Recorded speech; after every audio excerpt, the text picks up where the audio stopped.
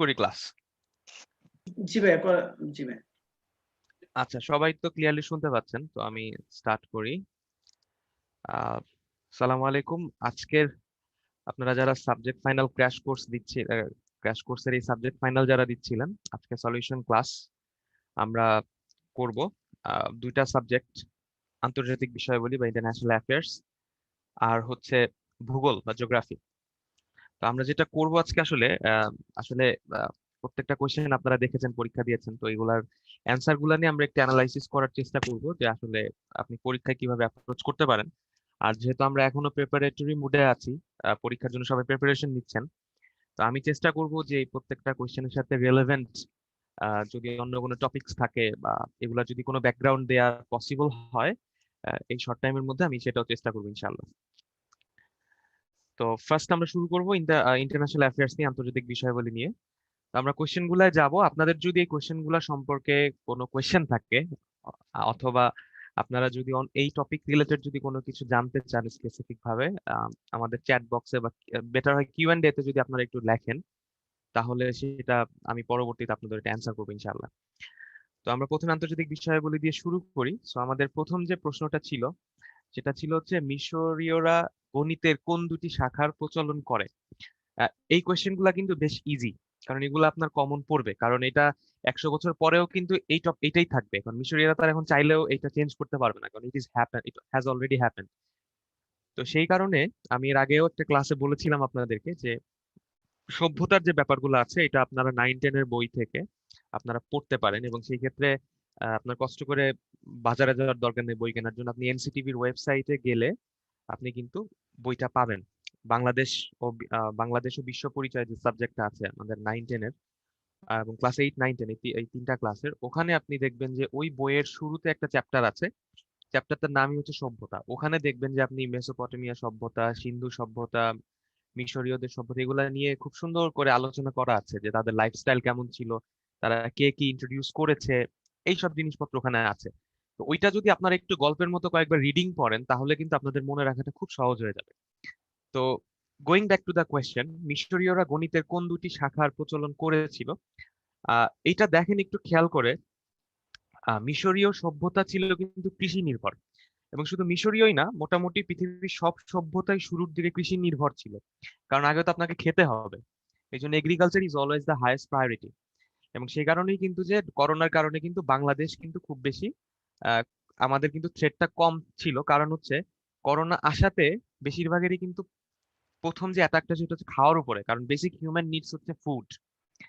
তো যেহেতু আমরা খাদ্যে স্বয়ংসম্পূর্ণতা লাভ করেছি, আমাদের বেসিক যে ফুড যেগুলো আমাদের, সেগুলো আমাদের অলরেডি আমাদের রিজার্ভে আছে, সেই কারণে কিন্তু আমাদের কনসার্নটা কম। কিন্তু পৃথিবীর অনেক দেশই আছে যাদের কিন্তু এই রিজার্ভটা নাই, তারা খাবার ইম্পোর্ট করে, তো তাদের কিন্তু কনসার্নটা বেশি ছিল।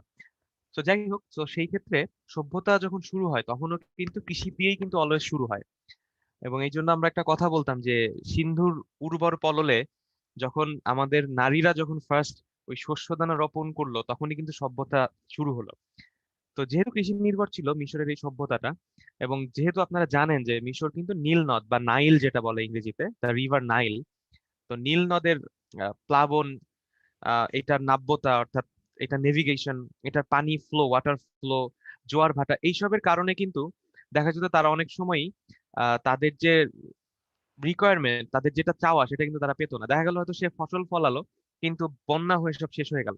তো ওই কারণে তাদের জন্য জমির পরিমাণটা জানা, ওয়াটারের লেভেল জানা, এই জিনিসগুলো কিন্তু খুব ইম্পর্টেন্ট ছিল। সেই কারণে জ্যামিতি সেখানে ডেভেলপ করে। আরেকটা জিনিস ছিল, তারা কিন্তু অ্যাস্ট্রোনমি চর্চা করতো, অ্যাস্ট্রোলজি চর্চা করতো, যার ফলে জ্যোতিষশাস্ত্র এবং ম্যাথমেটিক্স এই দুইটাতেও কিন্তু তাদের একটা ভালো আন্ডারস্ট্যান্ডিং ছিল। সো একের অ্যান্সারটা হবে ডি, জ্যামিতি ও পাটিগণিত। একের অ্যান্সার হবে জ্যামিতি ও পাটিগণিত, ডি হবে। সো এটা হবে আমাদের অ্যান্সার। সো এইটা হচ্ছে 1 নাম্বার। সো এটার সাথে আপনারা ওই সভ্যতা চ্যাপ্টারটা পড়বেন যারা এখনো ভালো করে প্রিপারেশন নিতে চান। 2 নাম্বার প্রশ্ন আমাদের ছিল টিটিআইপি, এইটা কোন ধরনের বাণিজ্য আলোচনা? টিটিআইপি, তাহলে আপনাকে জানতে হবে যে আমরা একটু কোশ্চেনটাকে দেখি। টিটিআইপি যদি আপনি তাকান শব্দটার দিকে, টিটিআইপি মানেটা কি? টিটিআইপি মানেটা হচ্ছে ট্রান্স আটলান্টিক। সো আমি যদি এখানে লিখি trans Atlantic T stands for transatlantic, next টিটা হচ্ছে ট্রেড, পরের আইটা হচ্ছে ইনভেস্টমেন্ট, আর পরের পিটা হচ্ছে পার্টনারশিপ। সো টিটিআইপি। সো দেখেন নামটা থেকে আমরা বুঝতে পারতেছি ট্রান্স আটলান্টিক মানে হচ্ছে আটলান্টিকের, ট্রান্স মানে আমরা জানি আড়াআড়ি, অর্থাৎ আটলান্টিকের দুই সাইডের মধ্যে হচ্ছে ট্রেড ইনভেস্টমেন্ট পার্টনারশিপ অর্থাৎ বাণিজ্য চুক্তি। তাহলে বোঝাই যাচ্ছে নাম দেখে যেটা আটলান্টিক মহাসাগরের দুই পাশে অবস্থিত দেশসমূহের একটা ট্রেড অ্যান্ড ইনভেস্টমেন্ট চুক্তি, টিটিআইপি। এটার সাথে যেহেতু টিটিআইপিটা আসলো, এটার সাথে একটু আপনারা আরেকটা জিনিস খেয়াল রাখবেন, আরো দুইটা এরকম ট্রিটি একটা আছে। একটা হচ্ছে টিপিপি। টিপিপি হচ্ছে trans Pacific partnership, TPP. So এইটা যেমন ছিল টিটিআইপি যেমন আটলান্টিকের দুই পাশে, টিপিপিটা হচ্ছে প্যাসিফিকের দুই পাশে। সো আমি আপনাদের যদি একটু ম্যাপে নিয়ে যাই, আমার অন্য একটা স্লাইডে যেখানে ম্যাপ আছে, এইখানে যদি আমরা তাকাই, এই হচ্ছে আমাদের ম্যাপ। তাহলে দেখেন এই যে জায়গাটা, এই যে এস এর মতো যে সাদা জায়গাটা, এটা কিন্তু একটা মহাসাগর এবং এটার নামই হচ্ছে আটলান্টিক মহাসাগর, আপনারা জানেন। তো ট্রান্স আটলান্টিক যেটা টিটিআইপি, যেটা trans Atlantic investment and trade and investment partnership, সেটা হচ্ছে আমেরিকার সাথে ইউরোপীয় ইউনিয়নের কয়েকটা দেশের যে চুক্তি ছিল। এটা চুক্তিটা হয় না, এটা বাতিল হয়ে গেছে, আলটিমেটলি সাকসেসফুল হয় নাই। সো আটলান্টিকের দুই পাশে তাই টিটিআইপি। আর প্যাসিফিকের দুই পাশে এই যে এই পার্টটা হচ্ছে প্যাসিফিক, এই যে এই পার্টটা আমি এখানে মার্ক করছি, এই পাশের পার্টটা, এগুলো হচ্ছে আপনার প্যাসিফিক। তো আমি যদি এটাকে সরিয়ে নিয়ে যাই তাহলে আরো ক্লিয়ারলি দেখা যায়। দেখেন এটা হচ্ছে রাশিয়া, এইটা হচ্ছে ইউএসএ, এইখানে হচ্ছে আর্জেন্টিনা, এখানে ব্রাজিল, এখানে চিলি। এই যে এই জায়গাটা মাঝখানের এই জায়গাটা হচ্ছে প্যাসিফিক ওশান বা প্রশান্ত মহাসাগর। মানে ম্যাপটাকে আমি একটু সাইডে নিয়ে গেছি, একটু খেয়াল করেন। এই প্যাসিফিকের দুই সাইডের দেশসমূহের মধ্যে যে বাণিজ্য চুক্তি, সেটাকে বলা হচ্ছে টিপিপি, ট্রান্স প্যাসিফিক পার্টনারশিপ, যেটা থেকে ডোনাল্ড ট্রাম্প কিন্তু ক্ষমতা আসার সাথে সাথে কিন্তু উইথড্র করে। এবং অনেক স্কলাররা বলেছিল, অনেক ক্রিটিকরা বলেছিল যে টিপিপিটা বেসিক্যালি আমেরিকা করছিল চায়নাকে সাইডলাইন করার জন্য। এবং সেই সুবাদে আরো একটা চুক্তির নাম চলে আসবে এখানে, সেটা হচ্ছে আরসিইপি, যেটা আপনাদের বিসিএস পরীক্ষার জন্য খুব ইম্পর্টেন্ট। এটা রিসেন্টলি সাইন করা হয়েছে, আরসিইপি।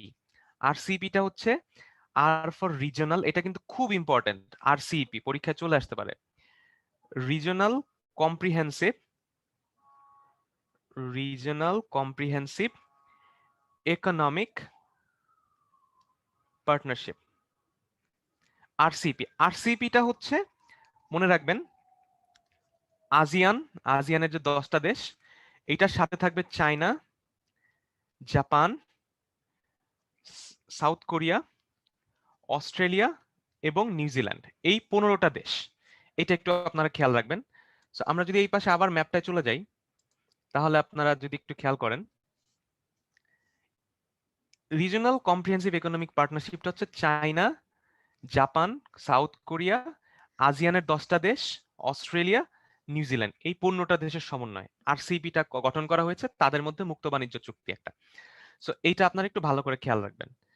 সো সো 2 নম্বর অ্যান্সার হচ্ছে আমরা বললাম আটলান্টিক। তাহলে দেখেন টিটিআইপি যদি থাকে সেটার অ্যান্সার হবে আটলান্টিক, টিপিপি থাকলে সেটার অ্যান্সার হবে প্রশান্ত মহাসাগরীয়। আর আরসিপিটা বেসিক্যালি হচ্ছে এইটা প্রশান্ত মহাসাগর এবং সাউথ চায়না সির আশেপাশে যেগুলো আছে সেই দেশগুলো নিয়ে এই চুক্তিটা করা হয়েছে। আমরা যদি পরের প্রশ্নে যাই, আমাদের 3 নম্বর প্রশ্ন, প্রাচীন কটন রোড হিসেবে পরিচিত ফ্রিডম করিডোরের কার্যক্রম কোন মহাসাগর কেন্দ্রিক হবে? আবারও চলে আসছে। এবং একটু খেয়াল রাখবেন যে আগামী শতাব্দীতে, বর্তমান শতাব্দীকে বলা হয় হচ্ছে এশিয়ার শতাব্দী, অর্থাৎ এশিয়া বা Asia is the continent of this century. অর্থাৎ এই 21 শতকের মহাদেশ হচ্ছে এশিয়া। কারণ ইউরোপ এবং আমেরিকায় কিন্তু জনসংখ্যা বা অন্যান্য কারণে কিন্তু এই মহাদেশগুলা কিন্তু অনেক ক্ষেত্রেই ডিগ্রোথ বা গ্রোথ কমে গিয়েছে। কিন্তু এখন রাইজিং দুইটা সুপার পাওয়ার হচ্ছে চায়না এবং ইন্ডিয়া, পাশাপাশি আসিয়ান, আমাদের বাংলাদেশ, এই দেশগুলা কিন্তু খুব ভাইব্রেন্ট হয়ে আবির্ভূত হচ্ছে। সে কারণে বলা হয় এশিয়া হচ্ছে এই শতকের মহাদেশ এবং আগামী শতকের মহাদেশ হবে আফ্রিকা। তো যখনই মহাসাগরের কথাটা, মহাদেশের কথাটা আসবে, সাথে সাথে মহাসাগরও চলে আসে। এবং অলওয়েজ মনে রাখবেন এই বর্তমান সময়ে কিন্তু সবচেয়ে গুরুত্বপূর্ণ দুটা মহাসাগর হচ্ছে ভারত মহাসাগর এবং প্রশান্ত মহাসাগর, এবং এই দুইটার মধ্যেও বেশি ইম্পর্টেন্ট হচ্ছে ভারত মহাসাগর, কারণ ইন্ডিয়ান ওশান দিয়েই কিন্তু এখন যত খেলা হচ্ছে, আসিয়ান, আমাদের বাংলাদেশ, ইন্ডিয়া, চাইনা, এরা সবাই কিন্তু এই ইন্ডিয়ান ওশানকে কেন্দ্র করেই কিন্তু সব খেলাটা হচ্ছে, কারণ ইন্ডিয়ান ওশান দিয়ে কিন্তু গালফ কান্ট্রিজ গুলা থেকে বা মিডল ইস্ট থেকে সকল জ্বালানি বা ফিউয়েল গুলা কিন্তু ইন্ডিয়ান ওশান হয়েই কিন্তু এই দিকে চায়নার দিকে ট্রান্সপোর্ট হচ্ছে। সো এই জন্য ইন্ডিয়ান ওশান হচ্ছে খুব ইম্পর্টেন্ট। সো কটন রোড যেটা ছিল এটা হবে ইন্ডিয়ান ওশান কেন্দ্রিক। সো আপনারা মনে রাখবেন বেল্ট অ্যান্ড রোড ইনিশিয়েটিভ এটা কিন্তু পুরাপুরি ইন্ডিয়ান ওশান কেন্দ্র করে হচ্ছে।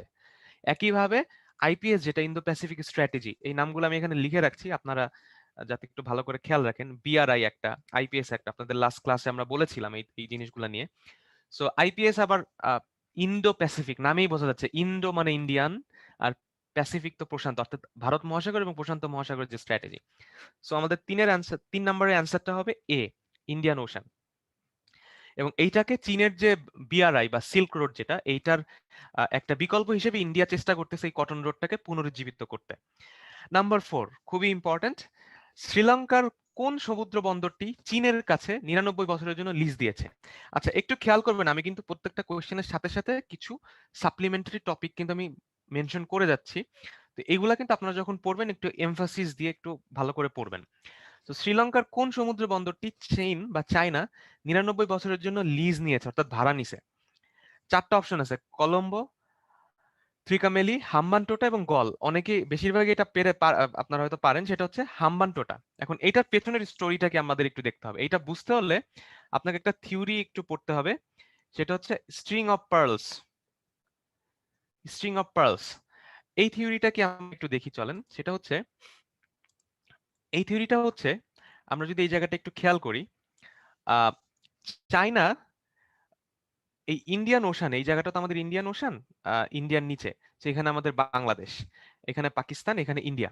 একটু খেয়াল করবেন চায়না এই সোমালিয়াতে ওদের একটা এই পোর্টটা ওরা চায়, এখানে এখানে ওদের একটা প্রেজেন্স আছে, খুব একটা স্ট্রং প্রেজেন্স আছে। এই জায়গায় একটা চোক পয়েন্ট আছে, একটা স্ট্রেট আছে, এই স্ট্রেটটার নাম হচ্ছে বাব আল মানদেব বা স্ট্রেট অফ মানদেব বলা হয়। এই জায়গায় একটা চোক পয়েন্ট আছে, এটাকে বলা হয় হরমুজ স্ট্রেট বা হরমুজ প্রণালী, ইরানের কাছে। আর এইখানে আছে আপনারা জানেন পক প্রণালী বা পক স্ট্রেট, ইন্ডিয়া এবং শ্রীলঙ্কার মাঝখানে, এবং এই জায়গাটা আছে মালাক্কা স্ট্রেট, ইন্দোনেশিয়া এবং মালয়েশিয়ার মাঝখানে। সো এই যে চোক পয়েন্ট গুলো, এখান দিয়ে কিন্তু প্রচুর শিপমেন্ট হয়, অর্থাৎ জাহাজগুলা তেল নিয়ে যায়, আরো অন্যান্য যে জিনিসপত্র আছে সব নিয়ে যায়। তো চায়না যেটা চাচ্ছে, এই জায়গায় যে পোর্ট গুলো আছে, যেমন মায়ানমারের আকিয়া পোর্ট, শ্রীলঙ্কার এখানে হাম্বানটোটা পোর্ট, পাকিস্তানের গোয়াদার পোর্ট, ইরানের এখানে চাবাহার পোর্ট, সোমালিয়ার এখানে পোর্ট, এই জায়গাগুলাতে, এবং মালদ্বীপের এখানে একটা বেস, এই জায়গাগুলোতে চায়না চাচ্ছে একটা করে তাদের প্রেজেন্স থাকুক, মিলিটারি প্রেজেন্স থাকুক। অর্থাৎ দেখেন এই জায়গাগুলো যদি আমি একটু দাগ দিয়ে এভাবে মার্ক করে দেই, তাহলে দেখেন একটা কিন্তু চেইনের মতো হয়ে যাচ্ছে, এবং এই পুরা চেইনটা কিন্তু ইন্ডিয়ার দিকে, দেখেন ইন্ডিয়াকে কাইন্ড অফ ঘিরে ফেলা। মানে ধরেন একটা লোক আসতেছে, আপনি তাকে চারিদিক থেকে ঘিরে ফেললেন। তো এইখানে দেখেন ইন্ডিয়ারও কিন্তু শিপগুলো এখান দিয়ে যাতায়াত করবে, যখন যাতায়াত করবে তখন কিন্তু যদি এখানে একটা চাইনিজ প্রেজেন্স থাকে, এইসব জায়গায় চাইনিজ প্রেজেন্স থাকে, তখন কিন্তু ইন্ডিয়ার জন্য একটু ডিফিকাল্ট, যে কোনো সময় কিন্তু চায়না ওখানে অ্যাটাক করতে পারে বা একটু আনইজি অবস্থা তৈরি হতে পারে। এই চোক পয়েন্ট গুলা বা এই ন্যারো যে জায়গাগুলা চোক পয়েন্ট বলে বা স্ট্রিপ গুলা, ন্যারো স্ট্রিপ গুলো, এগুলো কিন্তু খুব ইম্পর্টেন্ট ইন্টারন্যাশনাল পলিটিক্সে বা জিও পলিটিক্সে। এবং আপনাদের রিটেন এবং ভাইবার জন্য কিন্তু এই পয়েন্টগুলোর উপর খুব ভালো দখল থাকাটা খুব জরুরি। তো এই পয়েন্টগুলোকে নিয়ে একটা স্ট্রিং তৈরি করতে যাচ্ছে চায়না ইন্ডিয়াকে কন্টেইন করার জন্য, এটা অনেকে থিওরি দিয়েছে। এই থিওরিটাকে বলা হচ্ছে স্ট্রিং অফ পার্লস। এখন তাহলে স্ট্রিং অফ পার্লস এর আওতায় কিভাবে শ্রীলঙ্কার পোর্টটা চায়নার কাছে চলে গেল, সেটা হচ্ছে আমাদের কোশ্চেন। একটু খেয়াল করবেন, শ্রীলঙ্কার যে হাম্বানটোটা পোর্ট, একটা বন্দর আমাদের পায়রা বন্দরের মতো বা মংলা বা চিটাগাং বন্দরের মতো। তো এই বন্দরটা নির্মাণের জন্য এই বিভিন্ন কারণে শ্রীলঙ্কা কিন্তু চায়নার কাছ থেকে লোন নিছে, এবং পৃথিবীতে চায়নার কাছে এখন এত টাকা আছে, মানে সিম্পলি চিন্তা করেন, ধরেন গ্রামে একটা লোক, আমি আগের ক্লাসেও বলেছিলাম আপনাদেরকে ইন্টারন্যাশনাল পলিটিক্সকে একটু ভিলেজ পলিটিক্স বা গ্রামের রাজনীতির সাথে একটু মিলানোর চেষ্টা করবেন। ধরেন একটা গ্রামে কেউ যদি হঠাৎ করে কাঁচা পয়সা পেয়ে যায়, বড়লোক হয়, সে কি করে? ধরেন কেউ বিদেশে গেছে, বিদেশ থেকে আসার পরে সে একটা আইফোন নিয়ে আসে, তার একটা জিন্স পরে, একটা লাল টি শার্ট পরে, চশমা সানগ্লাস থাকে চোখে, আমরা যেগুলো দেখি নর্মালি, এসে খুব ভাব নাই, কাচ্চা টাকা হয়ে গেছে, তারপর সে এলাকায় বিল্ডিং করে, মানুষজনকে লোন দেয়। সো মানে আপনাদের বোঝার সুবিধার্থে বলতেছি, চায়নার অবস্থা হচ্ছে এখন এরকম। চায়না ওদের অনেক টাকা পয়সা হয়ে গেছে হঠাৎ করে, প্রচুর ক্যাশ টাকা আছে ওদের হাতে। এখন ওরা কি করে, এই টাকাটা দিয়ে ওরা যেসব দেশ ডেভেলপিং আছে বা এলডিসি আছে তাদেরকে ওরা লোন দেয়, এবং লোনটা যখন দেয়, এই লোনটা দেওয়ার পরে যখন লোনটা সে পে করতে পারে না, তখন বলে ঠিক আছে তুমি তো লোনটা পে করতে পারতেছো না, তাহলে তোমার এই জায়গাটা আমার দিয়ে দাও। মানে এইটা কাইন্ড অফ অনেকটা বুঝতেই পারতেছেন, মানে সফট লোন দিয়ে আপনাকে কিন্তু একটা বিপদে ফেলে দিল। তা হাম্বানটোটা পোর্টের জন্য, এই পোর্টটার জন্য অন্যরা কেউ শ্রীলঙ্কাকে লোন দিতে চায় নাই, বা অন্যান্য ক্ষেত্রে শ্রীলঙ্কায় কেউই দিতে চায় না, বাট চায়না বলছে নাও। তো চায়নার কাছে যখনই চাইছে চায়না দিয়ে দিছে। এখন যখন পেমেন্ট পে ব্যাক করার ব্যাপারটা আসছে, তখন কিন্তু আর শ্রীলঙ্কা পে ব্যাক করতে পারে নাই, পয়সা ফেরত দিতে পারে না। তখন চায়না বলছে ঠিক আছে তুমি তো পয়সা ফেরত দিতে পারতেছো না, তাহলে হাম্বানটোটা বন্দরটা আমাদেরকে 99 বছরের জন্য দিয়ে দাও। তো 99 বছরের জন্য চায়না হাম্বানটোটা পোর্টটা লিজ নিয়ে ফেলছে। এখন লসটা কার হয়েছে দেখেন, লসটা হয়েছে ইন্ডিয়া, কারণ ওখানে 99 বছর, 99 ইয়ার্স চায়নার প্রেজেন্স থাকবে, চায়নার মিলিটারির প্রেজেন্স থাকবে, কমার্শিয়াল প্রেজেন্স থাকবে। সো যার ফলে ইন্ডিয়া ওইখান থেকে মুভমেন্ট করতে গেলে একটু হলেও কিন্তু কেয়ারফুল থাকবে, না ওইখানে একজন বসে আছে। তো এই হচ্ছে ব্যাপারটা। So this is the question, যে অ্যান্সারটা হবে হাম্বানটোটা পোর্ট। এই জিনিসটা খেয়াল রাখবেন। স্ট্রিং অফ পার্লস থিওরিটা আপনারা খেয়াল রাখবেন, এবং বিআরআইটাও কিন্তু এটার সাথে ইনভলভ থাকবে। So string of pearls, BRI বা ওবর, এই জিনিসগুলো আপনারা একটু খেয়াল রাখবেন। সো আমরা নেক্সট কোয়েশ্চেনে যাচ্ছি। আমাদের নেক্সট প্রশ্নটা হচ্ছে, কালাপানি, লিম্ফিয়া আধুরা, লিপু লেক নিয়ে কোন দুটি দেশের মধ্যে বিরোধ হয়েছে? কোয়েশ্চেনের অ্যান্সার গুলো যদি দেখি, সবগুলোতে ইন্ডিয়া আছে, সাথে পাকিস্তান আছে, নেপাল আছে, শ্রীলঙ্কা আছে, ভুটান আছে। সো বোঝাই যাচ্ছে শ্রীলঙ্কার সাথে ইন্ডিয়ার কিন্তু কোনো ল্যান্ড বর্ডার নাই, তাহলে শ্রীলঙ্কার সাথে এই জায়গা নিয়ে বিরোধ হওয়ার কোনো সুযোগ নাই। সো এখন আমাদের এখানে আসতেছে India Pakistan, India Nepal, India Bhutan. একটু খেয়াল করবেন রিসেন্টলি যেটা হয়েছিল, আপনারা যারা রিসেন্ট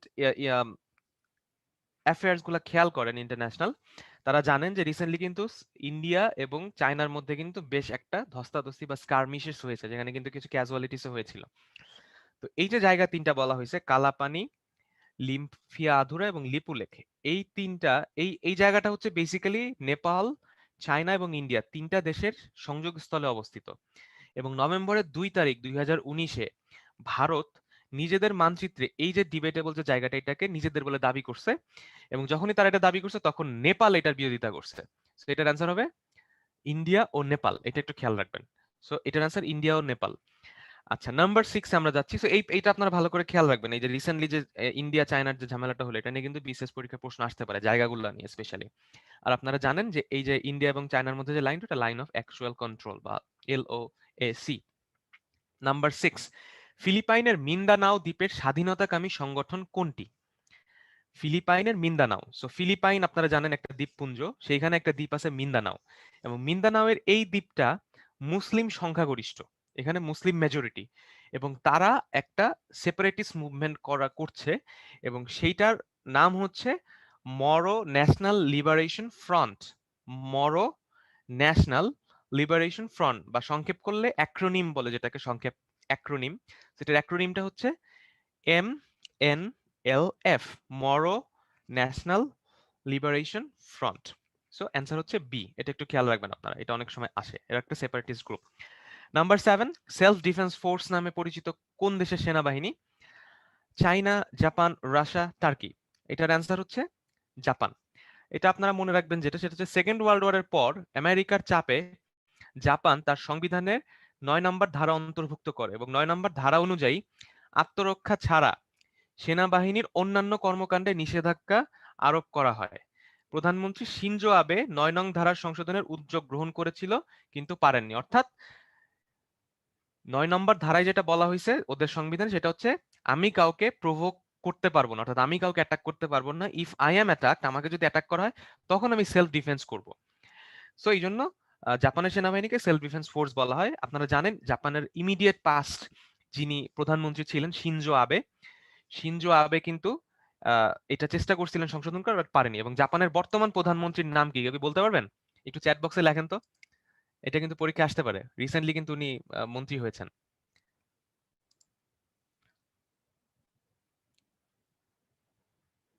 হ্যাঁ, অনেক একজন লিখেছেন সুগা, ইউশিহিদে সুগা। ওকে, ওকে, গ্রেট। এটা নিয়ে কিন্তু একটা ট্রল হয়েছিল। নারুহিতো, নারুহিতো কিন্তু প্রধানমন্ত্রী না, নারুহিতো হচ্ছে ওদের কিং, এটা একটু খেয়াল রাখবেন। নারুহিতো কিন্তু জাপানের সম্রাট, কিং বলাও যাবে না, এটা হচ্ছে জাপানের এম্পায়ার বলা হয়, এম্পায়ার বলা হয়। সো এটা আপনারা খেয়াল রাখবেন। সো এই নামগুলা কিন্তু আসতে পারে এবার। ঠিক আছে? জাপানের বর্তমান এম্পারার হচ্ছে নারুহিতো, আহ, যিনি তার বাবা আকিহিতোর স্থলাভিষিক্ত হয়েছেন। আর ইউশি হিদে, হ্যাঁ অনেকে খুব মজা করে লিখতেছেন ইউশি হিদে, পুরাটাই প্রোনাউন। সো ইউশি হিদে হচ্ছে জাপানের বর্তমান প্রাইম মিনিস্টার। সো আপনারা এটা খেয়াল রাখবেন। আর আমাদের সবচেয়ে বড় আরেকটা এমসিকিউ আপনাদের বলে দিচ্ছি, আমি কিন্তু এই প্রত্যেকটা কোশ্চেনের সাথে অনেকগুলা কিন্তু মাল্টিপল এমসিকিউস নিয়ে আসছি আপনাদের মনে রাখার জন্য। এর থেকে হয়তো আপনারা অনেকগুলা প্রশ্ন পরীক্ষা ইনশাআল্লাহ কমন পেয়ে যাবেন। সেটা হচ্ছে বাংলাদেশের লার্জেস্ট ডোনার পার্টনার হচ্ছে জাপান, এবং তারা জাইকার থ্রুতে এই এই ডোনেশনটা করে থাকে, আপনারা খেয়াল রাখবেন। আচ্ছা, আমরা 8 নাম্বার প্রশ্নে যাচ্ছি। আমাদের 8 নাম্বার প্রশ্নটা হচ্ছে পৃথিবীর আহ, কোন অঞ্চল বলকান নামে পরিচিত? বলকান। আচ্ছা, সো এটা আপনারা জানেন সবাই যারা অলরেডি ভালো করে প্রিপারেশন নিচ্ছেন, যে রিজন গুলা সম্পর্কে আমাদের একটু আলোচনা থাকা, একটু আন্ডারস্ট্যান্ডিং থাকাটা খুব জরুরি। যেমন ধরেন, যদি বলা হয় যে পৃথিবীর কোন অঞ্চলটা হিমালয়ান নামে পরিচিত বা হিমালয় এরিয়া কোনটা, সবাই কিন্তু এক বাক্যে নিয়ে আসবে কি নেপাল, ভুটান, ইন্ডিয়া, বাংলাদেশ, এই দেশগুলাকে নিয়ে আসবে, রাইট? সো ওই বিভিন্ন সমুদ্র বা পাহাড় পর্বত এগুলার নামে কিন্তু একটা অঞ্চলের নামকরণ হয় অনেক সময়। এই জন্য কিন্তু আমরা বলি Bangladesh is also a Himalayan country, Nepal is a Himalayan country, so is India, so is Bhutan.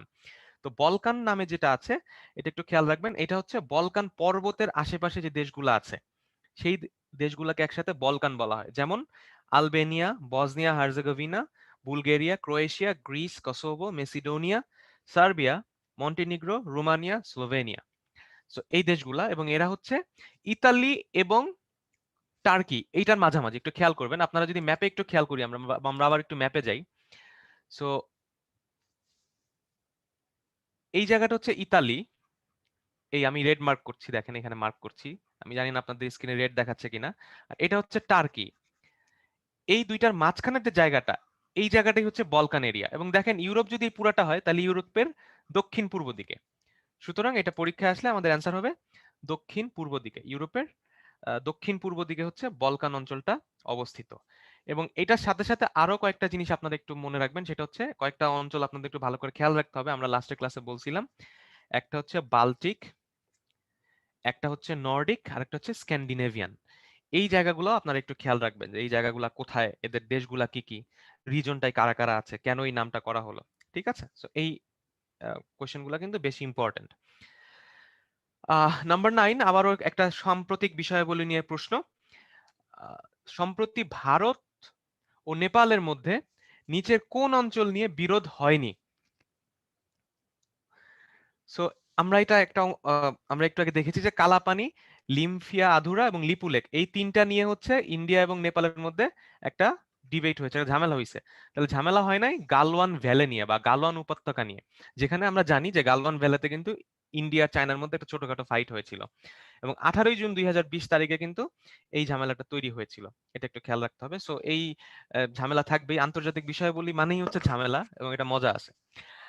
Number 10, আমরা নাম্বার 10-এ যাচ্ছি। সম্প্রতি যুক্তরাজ্য, নিউজিল্যান্ড, যুক্তরাষ্ট্র কোন দেশের সাথে প্রত্যর্পণ চুক্তি বাতিল করে? Taiwan, Hong Kong, Singapore, Malaysia. আচ্ছা, এইখানে আমি তাহলে একটু আপনাদের একটা কোয়েশ্চেন করি। আচ্ছা, তাইওয়ান আর হংকং এরা কি আসলে দেশ? সিঙ্গাপুর, এখানে বানানটা ভুল আছে, এটা সিঙ্গাপুর হবে। তাইওয়ান এবং হংকং কি কোনো দেশ? আপনারা একটু আমাকে রেসপন্স করেন তো, তাইওয়ান আর হংকং কি কোনো দেশ কিনা আসলে? যদি আপনাকে কোয়েশ্চেন করে, ধরেন বিসিএস পরীক্ষায় ভাইভাতে আসলো, তাইওয়ান আর হংকং কি কোনো দেশ? আপনারা একটু চ্যাট বক্সে লেখেন, দেখি কার কি অবস্থা।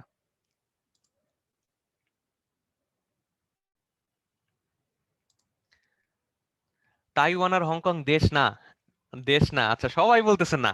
ওকে, ওকে। আচ্ছা, একটু ঝামেলা আছে, হ্যাঁ একটু ঝামেলা আছে। প্রথম কথা হচ্ছে, একটু খেয়াল করবেন, তাইওয়ানের ব্যাপারটা একটু ডিফারেন্ট। তাইওয়ান কিন্তু নিজেদেরকে স্বাধীন দাবি করে, এবং পৃথিবীর কিন্তু মোটামুটি if I am not wrong প্রায় 100-র উপরে দেশের সাথে কিন্তু তাইওয়ানের সম্পর্ক আছে, এবং তাইওয়ানের কিন্তু অনেক ডিপ্লোম্যাটিক রিপ্রেজেন্টেশনও আছে, এবং ভ্যাটিকানেও কিন্তু তাইওয়ানের একটা ডিপ্লোম্যাটিক রিপ্রেজেন্টেশন আছে। কিন্তু একটা পলিসি আছে, যেই পলিসিটাকে বলা হয় যেই পলিসিটাকে বলা হয় ওয়ান চায়না পলিসি, অর্থাৎ এই যে যে অঞ্চলগুলো আছে তাইওয়ান, হংকং, ম্যাকাও, এই অঞ্চলগুলা চায়নার একটা পার্ট। সুতরাং বাংলাদেশের কনসেপ্টটা হচ্ছে, বাংলাদেশের পার্সপেক্টিভটা হচ্ছে এরা চায়নার একটা পার্ট।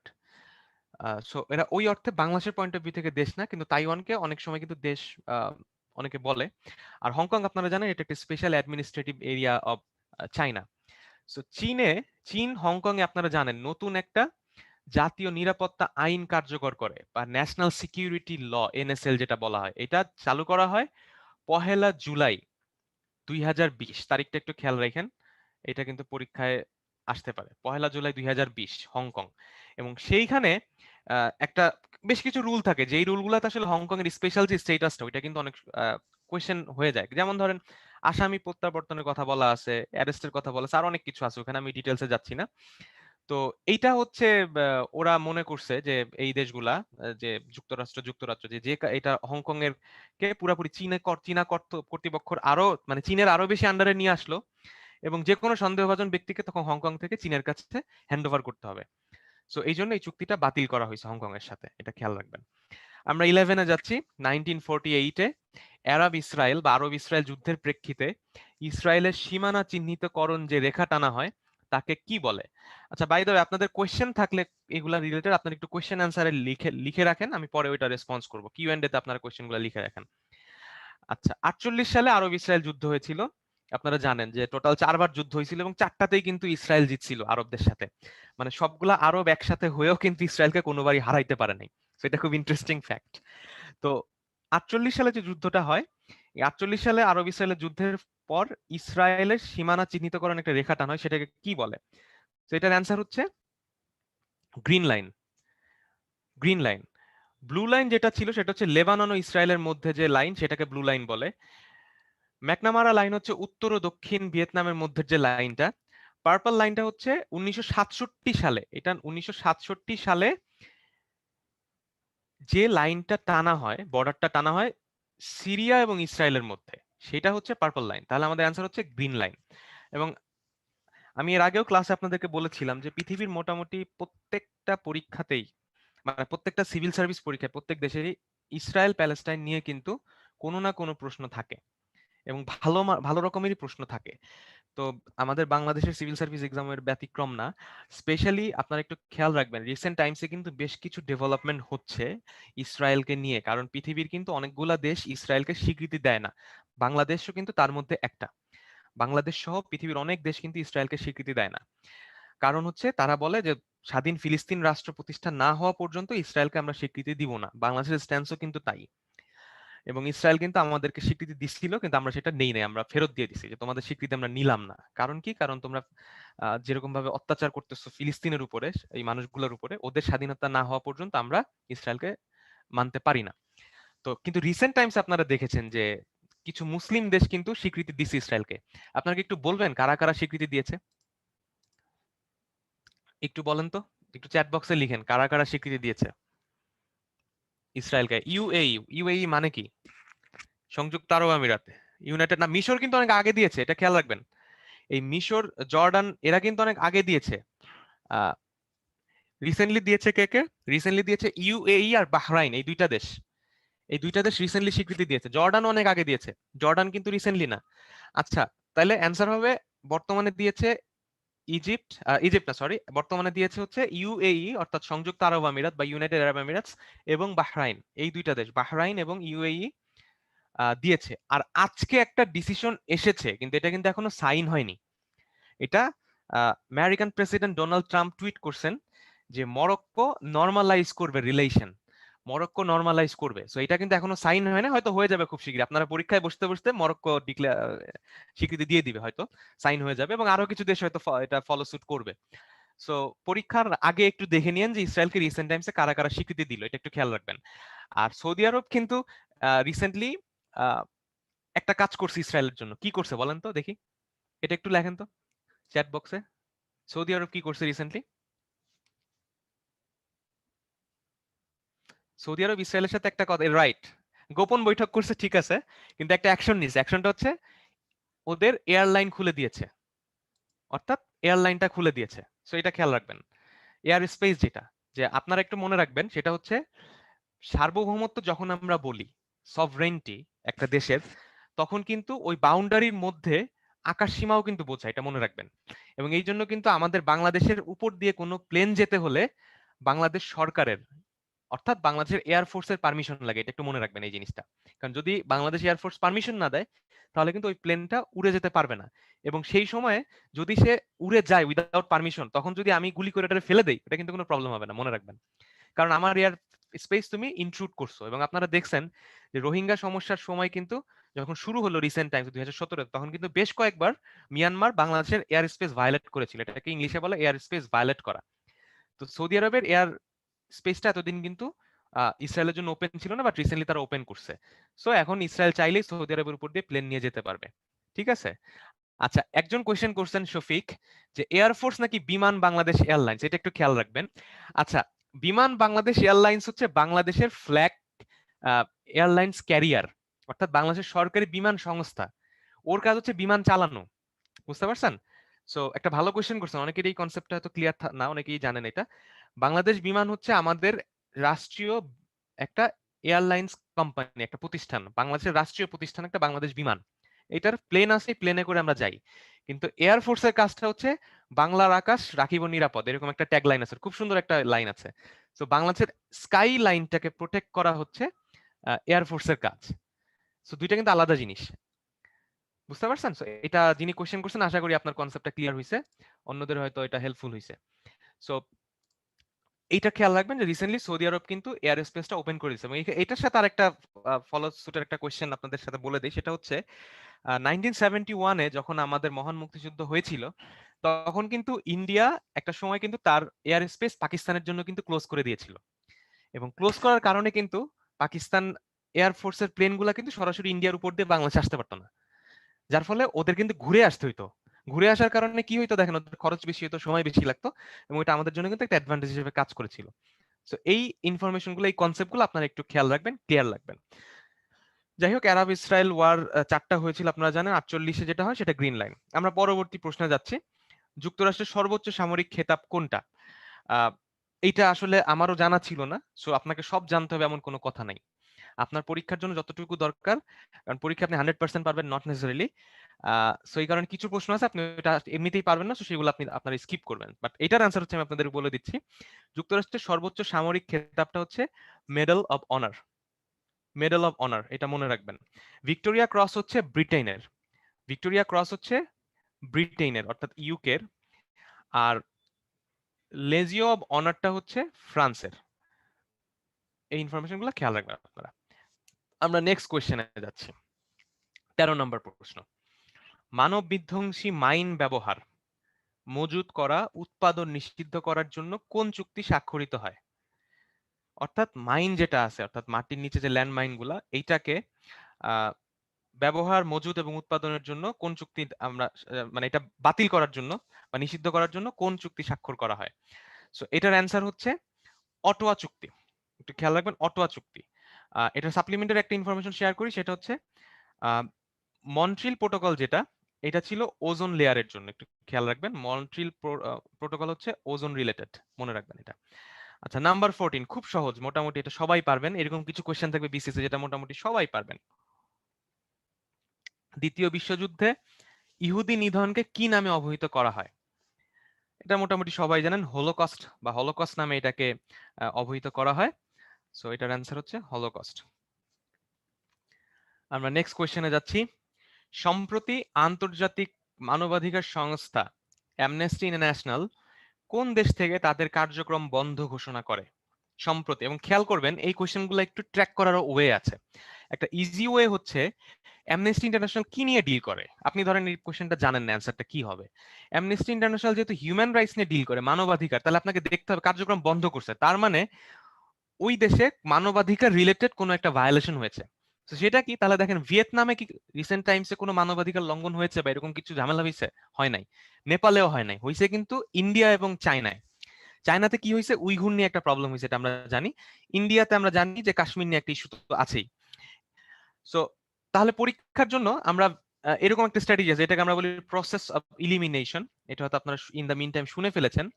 যখন আপনি কোনো প্রশ্ন সম্পর্কে কিছুই জানেন না, তখন আপনি ইলিমিনেট করতে শুরু করবেন। আমরা বুঝতে পারতেছি যে অ্যামনেস্টি ইন্টারন্যাশনাল যেহেতু উইথড্র করছে, তাদের কার্যক্রম বন্ধ করে দিছে, সো ভিয়েতনাম আর নেপাল হবে না, তাহলে আমার ভারত আর চীনের মধ্যে একটা হবে। সুতরাং 50-50 চান্স, 50-50 চান্স যেহেতু আছে, তাহলে আপনি এটার অ্যান্সারটা করবেন।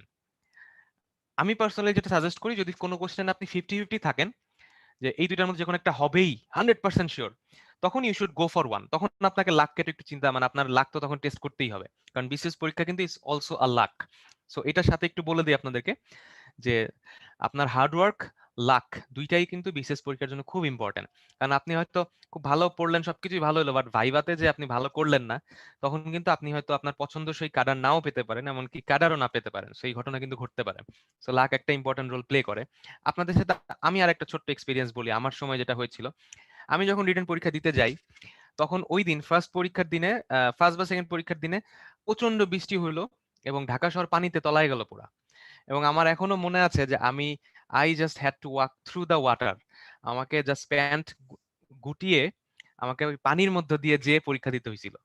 সো এই এক্সপেরিয়েন্স, ওর মধ্যে যে কিন্তু আপনার প্রিপারেশন যতই ভালো থাকে, আপনি যখন পানির মধ্যে দিয়ে, নোংরা পানির মধ্যে দিয়ে যে পরীক্ষা দিবেন, it's going to be difficult. So এইরকম কিন্তু এই জন্য লাকের একটা বড় ব্যাপার আছে। সেই জন্য স্রষ্টাকে ডাকবেন, আল্লাহকে ডাকবেন, ইনশাআল্লাহ আপনি সাকসেসফুল হবেন। সো আমরা 50-50 ছিলাম। তাহলে ভারত এবং চায়নার মধ্যে এটার অ্যান্সারটা হবে, যেহেতু সম্প্রতি উইঘুর অনেকদিন ধরে এই ঘটনাটা ঘটতেছে, সম্প্রতি অ্যান্সারটা হবে ভারত। কারণ হচ্ছে, আপনারা জানেন যে 29শে সেপ্টেম্বর 2020 তারিখে অ্যামনেস্টি ইন্টারন্যাশনাল তাদের কার্যক্রম বন্ধ করে ইন্ডিয়া থেকে। কারণ দিল্লির সংঘর্ষ আর হচ্ছে আহ, জম্মু কাশ্মীরের যে ইস্যুটা ছিল আর্টিকেল 370, এইটা নিয়ে অ্যামনেস্টি ইন্টারন্যাশনাল অনেকগুলো প্রশ্ন করেছিল ইন্ডিয়ান গভর্নমেন্টকে, কিন্তু ইন্ডিয়ান গভর্নমেন্ট সেটার কোনো অ্যান্সার দেয় না, এবং যার ফলে অ্যামনেস্টি ইন্টারন্যাশনাল কিন্তু কার্যক্রম বন্ধ করে দিয়েছে। পরের প্রশ্ন নাম্বার 16, 16 নম্বর প্রশ্ন, রোহিঙ্গা ইস্যুতে আন্তর্জাতিক আদালতে মামলা করে আফ্রিকার কোন দেশ? এটা আমার ধারণা 100% সবাই পারছেন। এটার অ্যান্সার হচ্ছে গাম্বিয়া। জাম্বিয়া কিন্তু না, একটু খেয়াল রাখবেন, জাম্বিয়া কিন্তু আলাদা দেশ। জাম্বিয়া আলাদা দেশ, গাম্বিয়া আলাদা দেশ, একটু খেয়াল রাখবেন। এটা অ্যান্সার হবে গাম্বিয়া। ঠিক আছে। আচ্ছা, এখন এই মামলাটা করা হয়েছিল, সাপ্লিমেন্টারি ইনফরমেশন ফর ইউ, এই মামলাটা করা হয়েছিল 11ই নভেম্বর 2019। 11ই নভেম্বর 2019 সালে গাম্বিয়া আন্তর্জাতিক আদালতে মিয়ানমারের বিরুদ্ধে মামলা করে, এবং এই মামলার শুনানি হয় 10 থেকে 12ই ডিসেম্বর 2019।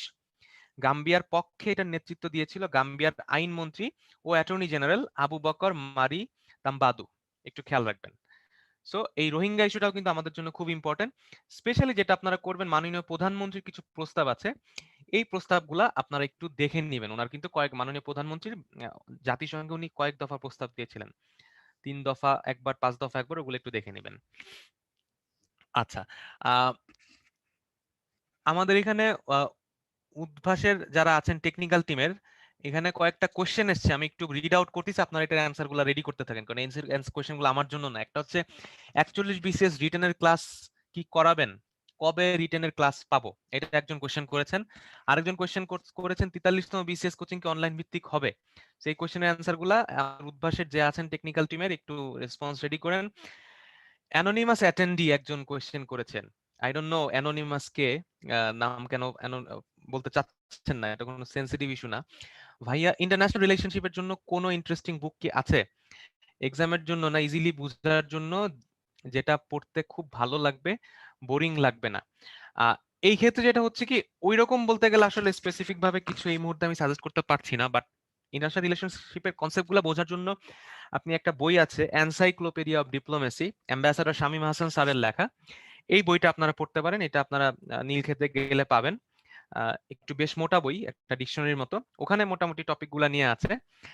আর যেটা করতে পারেন ইন্টারন্যাশনাল রিলেশনশিপ বোঝার জন্য, যতটুকু আপনার পরীক্ষার জন্য দরকার, ইউটিউবে অনেক ইনফোগ্রাফিক্স, অনেক কিছু থাকে, অনেক ভিডিওস থাকে। ওই ভিডিওস গুলা আপনারা একটু যদি দেখেন, তাহলে আপনার কিন্তু জিনিসগুলা বুঝতে অনেক সুবিধা হবে। আর আমি এখানে যেটা বলবো, আপনারা যদি ইন্টারন্যাশনাল রিলেশনশিপ ইন্টারেস্টিংলি বুঝতে চান, আমাদের উদ্ভাস, উন্মেষ এবং উত্তরণের সাথে থাকেন। আমাদের ইন্টারন্যাশনাল অ্যাফেয়ার্স এর ক্লাস, আমি চ্যালেঞ্জ করে বলতে পারি, এটা বাংলাদেশের এই বিসিএস যারা পরীক্ষা দিচ্ছেন তাদের জন্য আমাদের অফার করা ক্লাস হচ্ছে বেস্ট ক্লাস। এটা আমি নির্দ্বিধায় বলতে পারি, নিজের মার্কেটিং করতেছি, বাট ইটস ট্রু। সো উদ্ভাসের অফার করা ক্লাসটা ইন্টারন্যাশনাল রিলেশনশিপের জন্য বেস্ট ক্লাস, এবং অন্যগুলো তো ডেফিনেটলি। সো যাই হোক, সো আমাদের ক্লাসগুলো আপনারা আশা করি যে যখন আমরা অফলাইনে যাব এবং আমরা লং কোর্স করব বিসিএস এর, তখন আপনাদেরকে এই জিনিসগুলো আরো সুন্দর করে আমরা সুন্দর করে আপনাদেরকে আমরা বুঝাতে পারবো এবং তখন আপনারা আরো বেশি মজা পাবেন আশা করি। আমরা নেক্সট কোয়েশ্চেনে যাচ্ছি। বিশ্বে কার্বন ডাই অক্সাইড নিঃসরণের শীর্ষ দেশ কোনটি?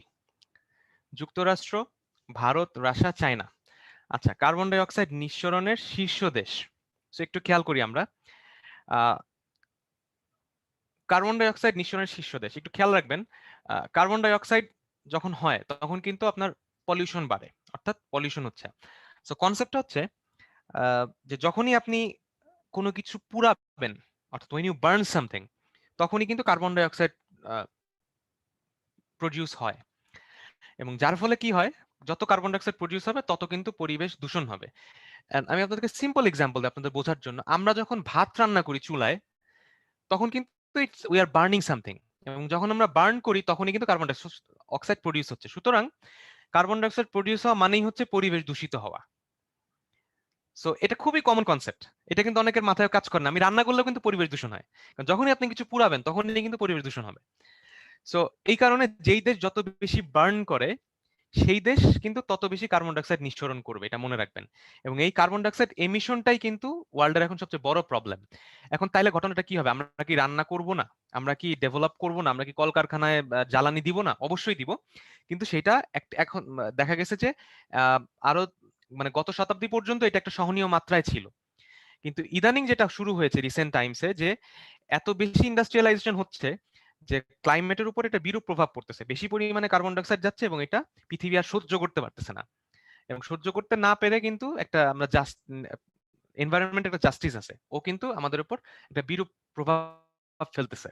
যেমন আমরা দেখছি যে আমি আজকে এটা চিন্তা করতেছিলাম যে আমি যখন ছোট ছিলাম আমার মনে আছে যে 32-33 থাকতো হাইয়েস্ট টেম্পারেচার একদিনে বাংলাদেশে সামারের সময়, আর এখন সামারে আমরা 40-তেও চলে যাই মাঝে মধ্যে। তো এই যে টেম্পারেচারটা বাড়তেছে, এটা কিন্তু এই কার্বন ডাইঅক্সাইড বাড়ার কারণে বা ক্লাইমেট চেঞ্জের কারণে। তো তাইলে দেখেন, তাহলে কার্বন ডাইঅক্সাইড নিঃসরণ মানে হচ্ছে যে যত বেশি বার্ন করতেছে বা যে যত বেশি ইন্ডাস্ট্রিয়ালি অ্যাক্টিভ। তাহলে পৃথিবীতে এই মুহূর্তে ইন্ডাস্ট্রিয়ালি অ্যাক্টিভ নাম্বার 1 কান্ট্রি হচ্ছে যুক্তরাষ্ট্র, নাম্বার 2-তে হচ্ছে চায়না, এটা আপনারা মনে রাখবেন। কিন্তু ভলিউমের দিক থেকে এটা হচ্ছে চায়না। ভলিউমের দিক থেকে অর্থাৎ পরিমাণ যদি আপনি টোটালটা ধরেন তখন এটা অ্যান্সার হবে চায়না। সবচেয়ে বেশি কার্বন ডাইঅক্সাইড ওরা প্রডিউস করে। এবং আগের দিনের ক্লাসে আমরা বলছিলাম যে পার ক্যাপিটা, যদি এটা পার ক্যাপিটা হইতো তখন আপনার অ্যান্সারটা হইতো, পার ক্যাপিটা হলে তখন এটা অ্যান্সারটা হতো ইউএসএ, মনে রাখবেন। কারণ কি? কারণ ইউএস এর জনসংখ্যা মাত্র প্রায় 32 কোটির মতো, আর চীনের জনসংখ্যা প্রায় 150 কোটি। সুতরাং 150 কোটি মানুষের জন্য যখন আপনি ভাগ দিবেন পুরো টোটালটাকে, তখন ওই নাম্বারটা ছোট হয়ে যায়। বাট যুক্তরাষ্ট্রে 32 কোটি হয়, ওর পার ক্যাপিটা বেড়ে যায়। সো এটা আপনারা খেয়াল রাখবেন। সো যদি আমার কোশ্চেন থাকে যে বিশ্বে কার্বন ডাইঅক্সাইড নিঃসরণের শীর্ষ দেশ কোনটি, টোটাল হচ্ছে চায়না, বাট পার ক্যাপিটা হচ্ছে ইউএসএ, আপনারা এটা খেয়াল রাখবেন। ওকে, এরপরে আমাদের যে পরবর্তী প্রশ্নটা আছে নাম্বার 18। নাম্বার 18 এর প্রশ্নটা হচ্ছে স্নায়ুকালীন প্রতিষ্ঠিত, স্নায়ুকালীন, আসলে এটা স্নায়ু যুদ্ধকালীন হবে। স্নায়ুকালীন জিনিসটা কেমন হয়ে যায়, এটা শুনতে খারাপ শোনায়। স্নায়ু যুদ্ধকালীন, আপনারা জানেন যে স্নায়ু যুদ্ধ বা কোল্ড ওয়ার বা ঠান্ডা যুদ্ধ। আচ্ছা, আমাকে একটু বলবেন কোল্ড ওয়ার জিনিসটা কি? কেউ একটু লেখেন তো, কোল্ড ওয়ার জিনিসটা কি বা স্নায়ু যুদ্ধ জিনিসটা কি? একটু চ্যাট বক্সে লেখেন তো। সো আমাদের প্রশ্ন, আমি সেই ফাঁকে কোশ্চেনটা আরেকবার বলি। স্নায়ু যুদ্ধকালীন প্রতিষ্ঠিত ন্যামের উদ্দেশ্য কি ছিল, অর্থাৎ ন্যাম কেন গঠন করা হয়েছিল? আপনার এটার অ্যান্সারটা লেখেন, একটু দেখি।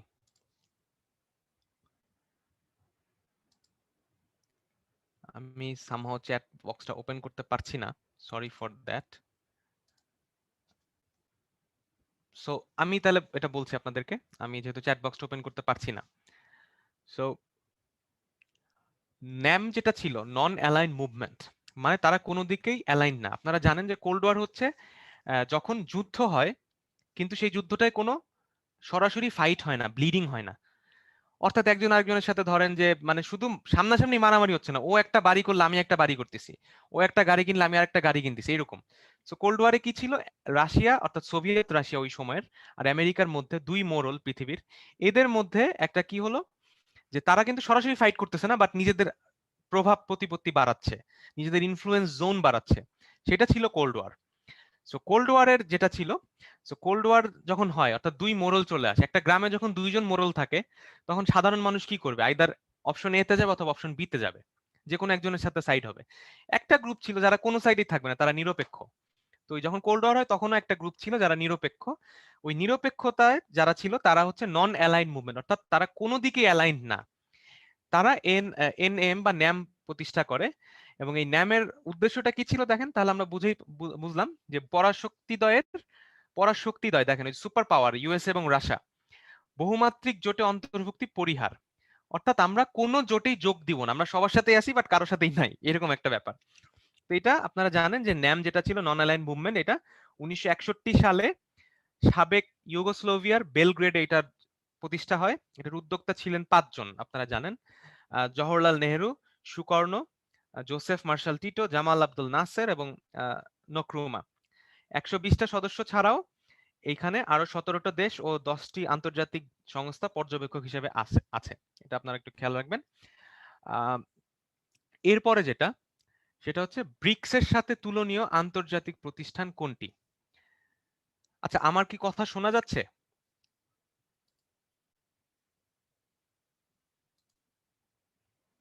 উদ্ভাসের যারা আছেন, আমার কথা কি শোনা যাচ্ছে? টেকনিক্যাল টিম ভাইয়া শোনা যাচ্ছে ভাইয়া? শোনা যাচ্ছে? আচ্ছা, না আমার এখানে আমি চ্যাট বক্সটা ওপেন করতে পারছি না, এই জন্য আমি এটা জিজ্ঞেস করলাম। আচ্ছা আচ্ছা, প্রবলেম নাই, সমস্যা নাই। আচ্ছা, আমি যে কোয়েশ্চেন একটা আসছে, বইটার নাম আমি আবারও বলতেছি, encyclopedia of diplomacy. Encyclopedia of diplomacy. Encyclopedia of diplomacy, এটা অ্যাম্বাসেডর শামীম আহসান স্যারের লেখা একটা বই। আপনারা যারা ঢাকায় আছেন, নীলক্ষেতে গেলে এটা পাবেন। নীলক্ষেতে গেলে এটা আপনারা পাবেন, এই বইটা পড়তে পারেন কনসেপ্ট ক্লিয়ার করার জন্য। ওকে, আমরা নেক্সট কোয়েশ্চেনে যাচ্ছি, আমাদের 19 নাম্বার প্রশ্ন। ব্রিক্স ব্রিক্স মানে কি? ব্রিক্সের সাথে তুলনীয় আন্তর্জাতিক প্রতিষ্ঠান কোনটি? ব্রিক্স জিনিসটা কি? কেউ কি লিখবেন একটু চ্যাট বক্সে? ব্রিক্স হচ্ছে Brazil, Russia, India, China, south Africa. অর্থাৎ প্রত্যেকটা দেশের অদ্যাক্ষর নিয়ে, ইনিশিয়ালটা নিয়ে একটা নাম করা হয়েছে, সেটা হচ্ছে BRICS. Brazil, Russia, India, China এবং সাউথ আফ্রিকা। খেয়াল করেন, 5টাই কিন্তু ডেভেলপিং কান্ট্রি, উন্নয়নশীল দেশ। এই 5টা দেশ মিলে একটা সংগঠন করেছে ব্রিক্স। এটার সাথে তুলনীয় প্রতিষ্ঠান হচ্ছে আইএমএফ, ইন্টারন্যাশনাল আইএমএফ।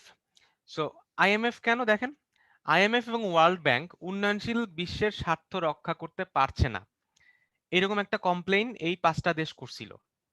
এই 5টা দেশের এইরকম একটা কমপ্লেইন করেই কিন্তু তারা ব্রিক্স ব্যাংক নামে একটা প্রতিষ্ঠান তৈরি করে, এবং সেই ব্রিক্স ব্যাংকের নাম তারা দেয় নিউ ডেভেলপমেন্ট ব্যাংক বা এনডিবি।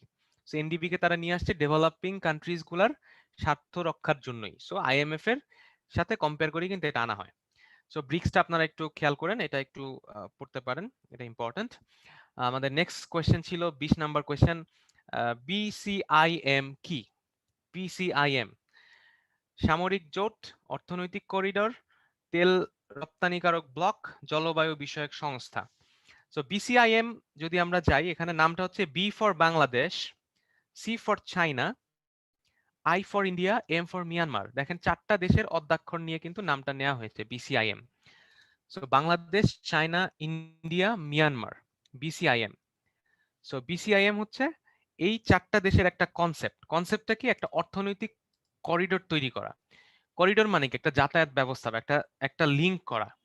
সো এই 4টা দেশ, দেখেন আমরা 4টা প্রতিবেশী দেশ, যদি এদেরকে একবারে লিঙ্ক করা যায়, কুনমিং থেকে কলকাতা, কুনমিং থেকে চায়নার কুনমিং থেকে যদি শুরু করে একটা রাস্তা তৈরি করা যায়, যেটা মিয়ানমার হয়ে ঢুকে বাংলাদেশের মধ্য দিয়ে ঢুকে ইন্ডিয়ার কলকাতায় যাবে, এই 4টা দেশ কিন্তু কানেক্ট হয়ে যায় অর্থনৈতিকভাবে, এবং কানেক্ট হলে, ট্রান্সপোর্টেশন হলে কিন্তু অনেক কিছু এগিয়ে যায়।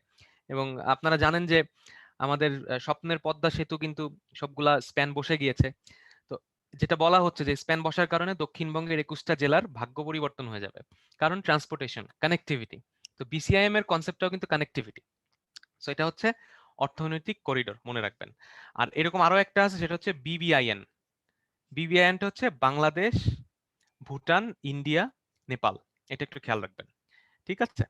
আচ্ছা, এখন আমি একটা আপনাদেরকে কোয়েশ্চেন করি, দেখি আপনার অ্যান্সার দেন।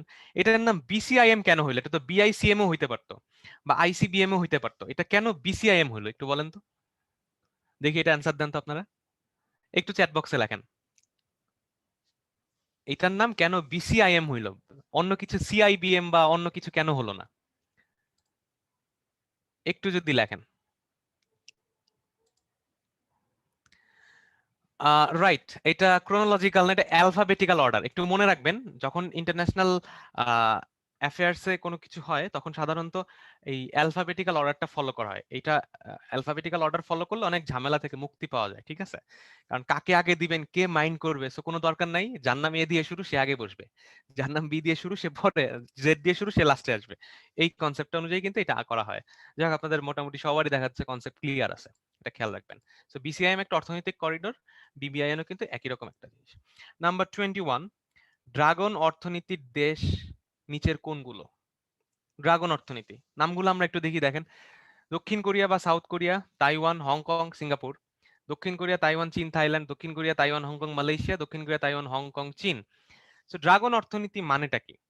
ড্রাগন অর্থনীতি বা এশিয়ান টাইগারও বলা হয় এদেরকে, এদেরকে ড্রাগন অর্থনীতি বা এশিয়ান টাইগার বলা হচ্ছে বিকজ এরা সবাই খুব দ্রুত সময়ের মধ্যে, দ্রুততম সময়ের মধ্যে, খুবই স্বল্প সময়ের মধ্যে তারা কিন্তু তাদেরকে একটা খুব স্ট্রং একটা ইকোনমিতে ট্রান্সফর্ম করে ফেলছে। তারা কিন্তু নিজেদেরকে একটা ট্রান্সফর্ম করে ফেলছে। আচ্ছা, আমি একটু 2 মিনিটের একটা ব্রেক নিচ্ছি, আপনারা একটু আহ, হাত পা নাড়াচাড়া দেন, কারণ আমি এই ফাঁকে আমার কম্পিউটারটাকে একটু, ল্যাপটপটাকে একটু চার্জ আপ করি। আপনারা এই ফাঁকে একটু 2 মিনিট আমি একটা ব্রেক নিচ্ছি। সো আপনারা একটু রিল্যাক্স করেন এই 2 মিনিট। আর যদি কোনো টেকনিক্যাল কোয়েশ্চেন থাকে, আমাদের উদ্ভাসের টিম তো আছে, আমি ঠিক 2 মিনিট পরে এটা দিয়ে আবার শুরু করবো 21 নম্বর কোয়েশ্চেন দিয়ে। জি ভাই, আপনাদের যদি কোনো কোশ্চেন থাকে হ্যান্ড রেজ করতে পারেন, আমরা প্রশ্নের উত্তরগুলো দেওয়ার চেষ্টা করব।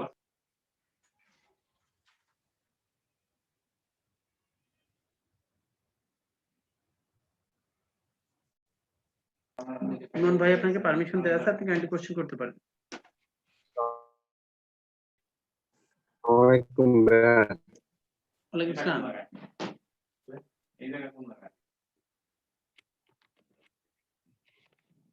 হ্যালো।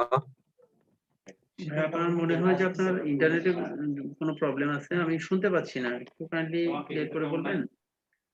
হ্যাঁ, আমি শুনতে পাচ্ছি। হ্যালো। আপনার কথা আমি ক্লিয়ার শুনতে পাচ্ছি না। এবার বলেন। হ্যাঁ, শুনতে পাচ্ছি। ভাই, ওই যে আমরা যে এক্সাম গুলো যে দেই ওইটার ওই যে পিডিএফ এর কথা বলছিলাম আর কি। কারণ ভাই ওই যে আপনাদের যে ইনফরমেশন গুলো ওগুলোতে খুব রিস্ক, কিন্তু ভাই ওই যে মোবাইল থেকে বা ল্যাপটপ থেকে ওগুলো তো অনেক সময়ের ব্যাপার। মানে ওগুলো প্র্যাকটিস করা বা দেখে দেখে লেখাটা, এজন্য যদি পিডিএফটা হতো তাহলে আমাদের খুব উপকার হতো আর কি। ওটা আমরা টেকনিক্যাল টিমকে ট্রান্সফার করে দিছি, ওটা সম্ভব হলে করার চেষ্টা করতেছি ইনশাআল্লাহ, অসুবিধা নেই। আপনার আর কোনো কোশ্চেন আছে? না ভাই, এটাই ছিল। Thank you, thank you.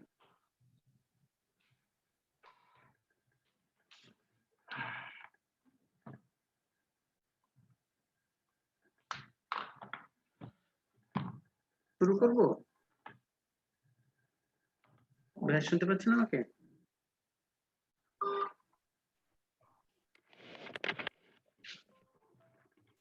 ভাই শুনতে পাচ্ছেন?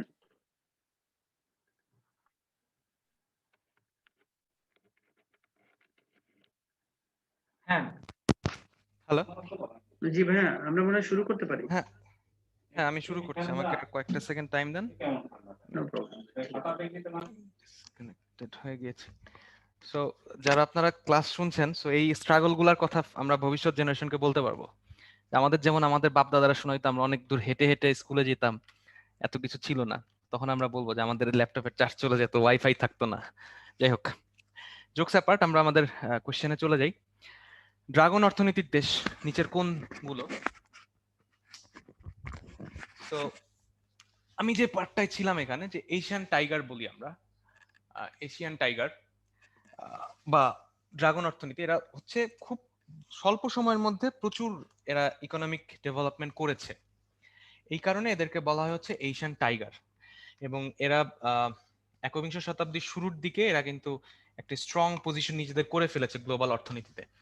সো সেই থ্রুতে হচ্ছে এদেরকে এশিয়ান টাইগার বলা হয়।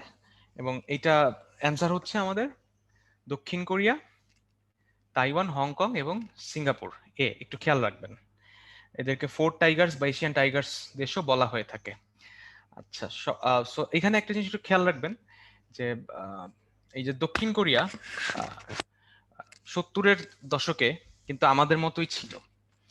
মালয়েশিয়া আমাদের থেকে অনেক দুর্বল ছিল, তো তারা এখন অনেক ডেভেলপড হয়ে গেছে। মালয়েশিয়া কিন্তু ডেভেলপড এখনো হতে পারেনি, মালয়েশিয়া এখনো ডেভেলপিং কান্ট্রি হয়ে আছে।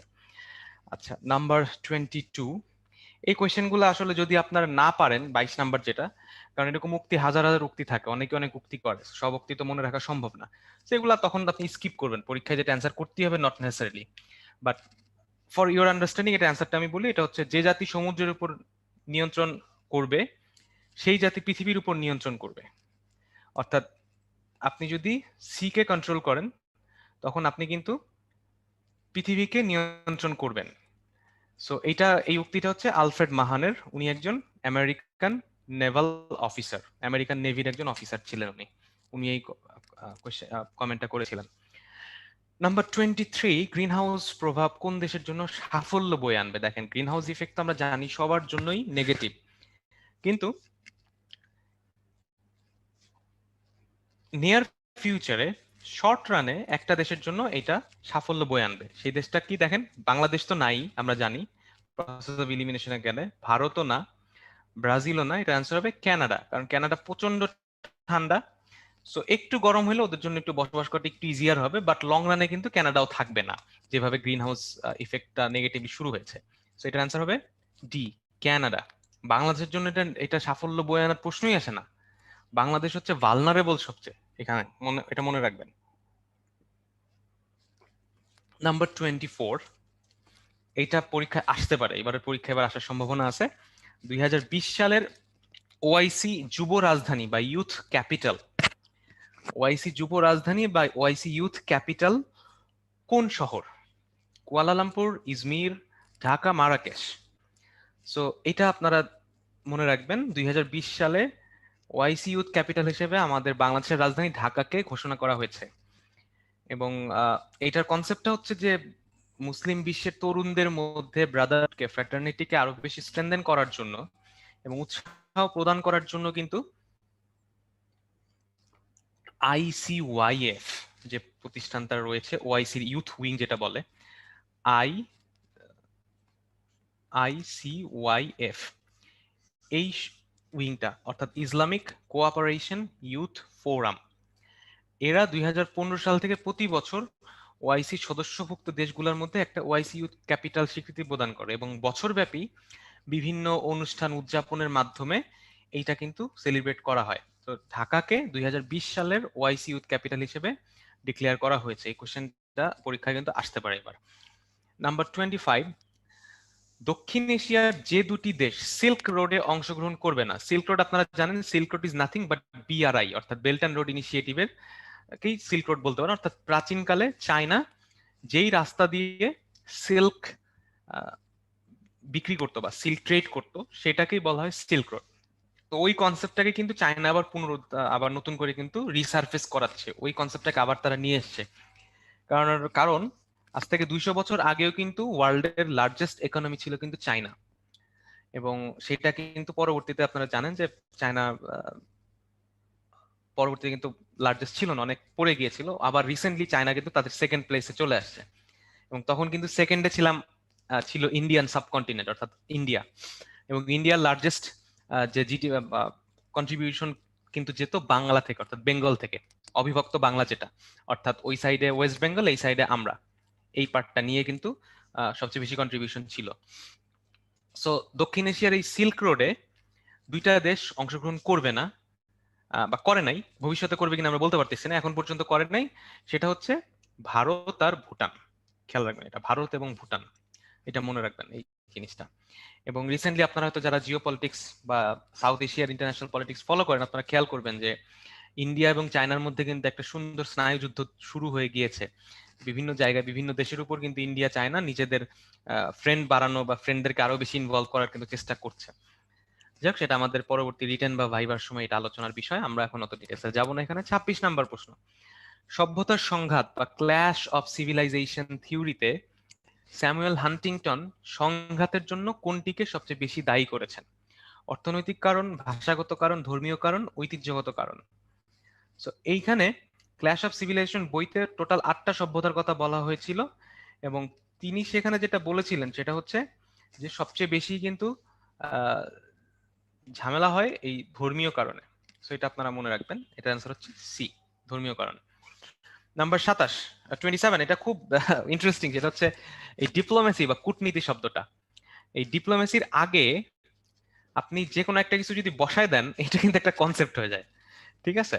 কিন্তু এই কনসেপ্টটা করার জন্য আপনাকে আগে সেই লেভেলে পৌঁছাইতে হবে। যেমন ধরেন আজকে যদি কোনো দেশের, ধরেন আজকে যদি ডোনাল্ড ট্রাম্প বা বারাক ওবামা বা ধরেন নরেন্দ্র মোদী বা শি জিনপিং যদি একটা ধরেন কোন একটা ডিপ্লোমেসি আগে একটা কিছু বলে দিল, ওইটা কিন্তু একটা থিওরি হিসেবে চলে আসে। কিন্তু আমি আপনি বললে হয়তো এটা আসবে না। তো ডিপ্লোমেসির আগে এরকম ধরেন ফুড ডিপ্লোমেসি, ভ্যাকসিন ডিপ্লোমেসি বলি আমরা এখন। আপনারা হয়তো দেখেছেন রিসেন্টলি যে ভ্যাকসিন ডিপ্লোমেসি বাংলাদেশ কোন দিকে যাচ্ছে, যে কোন দেশ আমরা ডিপ্লোমেসি করে ভ্যাকসিনকে আসলে আনতে পারতেছি কিনা। তো এই যে diplomacy, food diplomacy, sports diplomacy, cricket diplomacy, India পাকিস্তানের মধ্যে মাঝে মধ্যে বলে ক্রিকেট ডিপ্লোমেসি। তো যেই শব্দটা আপনারা আগে লাগাই দিবেন, তারপর এটা ডিপ্লোমেসি হয়ে যাবে। সো এইখানে দেখেন 4টা অপশন আছে, একটা হচ্ছে chequebook diplomacy, sideline diplomacy, defensive diplomacy, gunboat diplomacy. তো আমাদের টপিকটা হচ্ছে মানে যে কনসেপ্টটা দেওয়া আছে এখানে সেটা হচ্ছে শক্তি প্রয়োগের ভয় দেখিয়ে রাজনৈতিক প্রতিপক্ষ, বৈরী দেশ বা শক্তিকে হটে যেতে বা দমে যেতে বাধ্য করার কৌশলকে কি বলে? অর্থাৎ আপনি শক্তি প্রয়োগের ভয় দেখাচ্ছেন যে আসলে কিন্তু গুলি করবো, এরকম একটা অবস্থা। সো এইটাকে কি বলা হয় দেখেন, চেকবুক কূটনীতিটা হচ্ছে নাম দেখে বোঝা যাচ্ছে যে চেকবুক অর্থাৎ পয়সার ব্যাপার, অর্থাৎ আপনি পয়সা দিয়ে নিজের ইনফ্লুয়েন্স বাড়াচ্ছেন।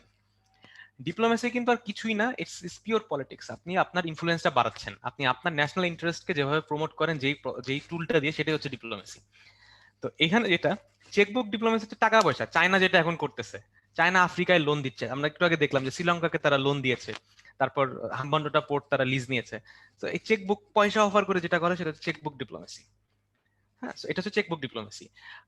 সাইডলাইন ডিপ্লোমেসি হচ্ছে যখন কোনো আন্তর্জাতিক ইভেন্ট হয়, ইন্টারন্যাশনাল ইভেন্ট হয়, ওই ইভেন্ট গুলার চলাকালীন সময়ে সাইডে, ইভেন্টের সাইডে অন্য কোথাও, ওইখানে ধরেন কোন একটা ক্যাফেতে বা পাশে কোনো একটা রুমে ডিপ্লোম্যাটদের মধ্যে বা রাষ্ট্রপ্রধানদের মধ্যে, মন্ত্রীদের মধ্যে আলোচনা হয়, এটাকে বলা হয় সাইডলাইন ডিপ্লোমেসি। হ্যাঁ, সো এটা খেয়াল রাখবেন আপনারা। ডিফেন্সিভ ডিপ্লোমেসি তো আন্ডারস্ট্যান্ডেবল যে ডিফেন্স করার জন্য, এটা হবে না। আর গান বোট ডিপ্লোমেসি, গান বোট, এই যে গান বোট অর্থাৎ আমি নৌকার মধ্যে গান নিয়ে দাঁড়ায় আছি, যে ঝামেলা করলে কিন্তু গুলি করবো, সিস লাইক দ্যাট। সো আপনি ভয় দেখাচ্ছেন, এটা হচ্ছে গান বোট ডিপ্লোমেসি। এটার অ্যান্সার হবে গান বোট ডিপ্লোমেসি। সো এই জিনিসটা খেয়াল রাখবেন। সো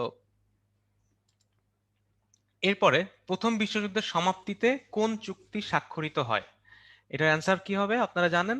28 জুন 1919 সালে ফ্রান্সের ভার্সায়ে জার্মানি এবং মিত্রপক্ষের মধ্যে যে চুক্তিটা সাইন করা হয়, সেটা দ্বারাই কিন্তু ফার্স্ট ওয়ার্ল্ড ওয়ার শেষ হয়। এবং সেই যেহেতু ভার্সায়ে চুক্তিটা সাইন করা হয়েছিল, এটার নাম হচ্ছে ভার্সাই চুক্তি। 29 নাম্বার, রাশিয়ার বর্তমান প্রধানমন্ত্রী কে? এটা সবাই হয়তো জানেন, কিন্তু যারা ভ্লাদিমির পুতিন অ্যান্সার করছেন তাদের অ্যান্সারটা কিন্তু রাইট না। পুতিন হচ্ছে প্রেসিডেন্ট, অ্যান্সার হচ্ছে মিখাইল মিশুস্তিন। খেয়াল রাখবেন, প্রধানমন্ত্রী প্রেসিডেন্ট কিন্তু এলোমেলো করলে হবে না। আর রাশিয়া আপনারা জানেন যে আয়তনে বিশ্বের সবচেয়ে বড় দেশ, এটা ইউরোপ এবং এশিয়া দুইটা মহাদেশে অবস্থিত, এবং পৃথিবীর সবচেয়ে বেশি সংখ্যক দেশের বর্ডার আছে রাশিয়ার সাথে। আচ্ছা, দেন আমরা আসি পরবর্তীতে নাম্বার 30, ফরাসি বিপ্লবের মূল স্লোগান কি ছিল? ভ্রাতৃত্ব, সমতা, স্বাধীনতা। এটা সেলফ এক্সপ্লেনেটরি, আপনারা জানেন। Fraternity, equality and liberty. একটু খেয়াল রাখবেন, 1789 সালে সংগঠিত ফরাসি বিপ্লবের উদ্দেশ্যই ছিল যে ফরাসি যে মনার্কি ছিল, রাজতন্ত্র, সেটার পতন ঘটিয়ে একটা সাংবিধানিক রাজতন্ত্র প্রতিষ্ঠা করা, এবং এটার মূল ছিল ফ্র্যাটার্নিটি, ইকুয়ালিটি অ্যান্ড লিবার্টি, অর্থাৎ ভ্রাতৃত্ব, সমতা ও স্বাধীনতা। 31, দ্বিতীয় বিশ্বযুদ্ধে মার্কিন যুক্তরাষ্ট্র সরাসরি যুদ্ধে যোগদান করে কবে? 8ই ডিসেম্বর 1941, একটু খেয়াল রাখবেন। 32 নাম্বার, মাহাথির মোহাম্মদ যে নতুন রাজনৈতিক দল গঠন করেছেন, মনে রাখবেন মাহাথির মোহাম্মদের রাজনৈতিক দলের নাম হচ্ছে পেজুয়াং তানাহ এয়ার, আর ওনার জোটের নাম হচ্ছে পাকাতান হারাপান। একটু খেয়াল রাখবেন, জোটটা হচ্ছে পাকাতান হারাপান আর দলের নামটা হচ্ছে পেজুয়াং তানাহ এয়ার, একটু মনে রাখবেন। আমরা নেক্সট যাই E8 বা এনভায়রনমেন্টাল 8। এরা কারা? E8 নামই বুঝতে পারছি আমরা, এনভায়রনমেন্টাল 8। এরা হচ্ছে 8টা দেশ যারা বেশি মাত্রায় পরিবেশ দূষণ করে। বেশি মাত্রায় পরিবেশ দূষণ করে 8টা দেশ, যেমন America, European union, China, India, এরা যারা আছে তারা। নাম্বার 34, বাংলাদেশ জাতিসংঘের কততম অধিবেশনে সদস্যপদ লাভ করে? এই ইনফরমেশনগুলো একটু ভালো করে আপনারা মনে রাখবেন যে বাংলাদেশ কোন ইন্টারন্যাশনাল অর্গানাইজেশনে কখন, কততম অধিবেশনে, কোন সালে সদস্যপদ পায়। 17ই সেপ্টেম্বর 1974-এ বাংলাদেশ ইউনাইটেড নেশনসের সদস্যপদ লাভ করে, এবং ওই জাতিসংঘের যে অধিবেশনটা হয়েছিল সেটা ছিল জাতিসংঘের 29তম অধিবেশন। 35, সিডা, যেটা convention of elimination of discrimination against women, যেটা সিডা, এইখানে টোটাল 30টা ধারা আছে। এগুলা ছোটখাটো ইনফরমেশন মনে রাখবেন। বাংলাদেশ 6ই নভেম্বর 1984 সালে সিডাটা অনুমোদন করেন, মনে রাখেন। সাফটা চুক্তি কত সালে স্বাক্ষরিত? আপনারা জানেন সাফটা চুক্তি স্বাক্ষরিত হয়েছে, বাট এটা আসলে একটা ফেইল্ড 2004 সালে। আচ্ছা, এই ফাঁকে একটা ছোট্ট ইনফরমেশন, সেটা হয়তো পরীক্ষায় আসতে পারে।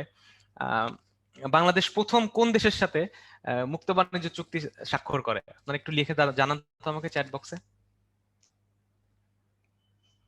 আপনারা এটা একটু লিখে জানান, বাংলাদেশ প্রথম কোন দেশের সাথে মুক্ত বাণিজ্য চুক্তি স্বাক্ষর করে? দেখি এটা আপনাদের কি অবস্থা দাঁড়ায়। করে নাই না করছে? 1% মাত্র। না, ইন্ডিয়ার সাথে করলে তো আমরা খবর আছে, কারণ আমরা ট্রেড, ইন্ডিয়া চায়নার সাথে আমরা যদি মুক্ত বাণিজ্য করতে যাই একটু ঝামেলা আছে, কারণ আমরা রিসিভিং এন্ডে থাকি সবসময়। এই চুক্তিগুলো হইতে হয় ব্যালেন্সে, কাছাকাছি হইতে হয়, মনে রাখবেন, ঠিক আছে? কারণ কেউ কিছু পাবে, কেউ কিছু নিবে। তো আমি যদি ইন্ডিয়া বা চায়নার সাথে করি মুক্ত বাণিজ্য চুক্তি, ওদের প্রোডাক্টে কিন্তু আমার মার্কেট পুরো ভরে যাবে, আর ওদের সাথে আমাদের হিউজ ট্রেড গ্যাপ। ইন্ডিয়া আর চায়নার সাথে কিন্তু আমাদের প্রচুর ট্রেড গ্যাপ। সো আমাদের প্রথম মুক্ত বাণিজ্য চুক্তি হয়েছে, অনেকেই পারছেন, ভুটানের সাথে। এটা কত তারিখ হয়েছে সেটা অনেকে বলছেন দেখলাম, এই 6ই ডিসেম্বর 2020 সালে ভুটানের সাথে বাংলাদেশ প্রথম পিটিএ সাইন করে, প্রেফারেন্সিয়াল ট্রেড এগ্রিমেন্ট সাইন করে। এটা প্রথম আমাদের কোনো দেশের সাথে। এবং কেন 6ই ডিসেম্বর স্বাক্ষর করা হলো? কারণ 6ই ডিসেম্বর ভুটান বাংলাদেশকে স্বীকৃতি দিয়েছিল, এটা মনে রাখবেন। ভুটান কিন্তু 6ই ডিসেম্বর বাংলাদেশকে স্বীকৃতি দিয়েছিল। তো এই জিনিসটা আপনারা খেয়াল রাখবেন। ওকে, আমরা নেক্সট যাচ্ছি। আরব লীগ থেকে কোন দেশকে বহিষ্কার করা হয়েছে? দেখেন, এটাও কিন্তু আপনি একটু অ্যানালাইসিস করলে পেয়ে যাবেন।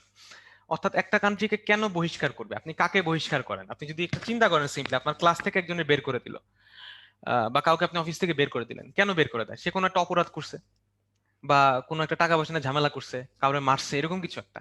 তো এখানে 4টা দেশ আছে, একটু দেখেন কোন দেশটা এরকম একটা অপরাধ করছে। তুরস্ক করছে? না, তুরস্ক করে নাই। ইরান একটু, হ্যাঁ, কিন্তু ইরান তো কারো অ্যাটাক করে নাই, সো চুপচাপ আছে, বাট একটু মাঝে মধ্যে লাফালাফি করে, সো ইরানও হবে না। লিবিয়ায় একটা রিসেন্টলি ঝামেলা হয়েছে, আমরা জানি যে ওখানে গাদ্দাফির পতন হয়েছে। সো লিবিয়া হইতে পারে, নাও হইতে পারে। আমরা যদি সিরিয়ার দিকে তাকাই, তো বোঝাই যাচ্ছে বছরের পর বছর যুদ্ধই চলতেছে। সো অ্যান্সার হবে সিরিয়া। রিসেন্টলি সিরিয়াকে কিন্তু আরব লীগ থেকে বহিষ্কার করা হয়েছে।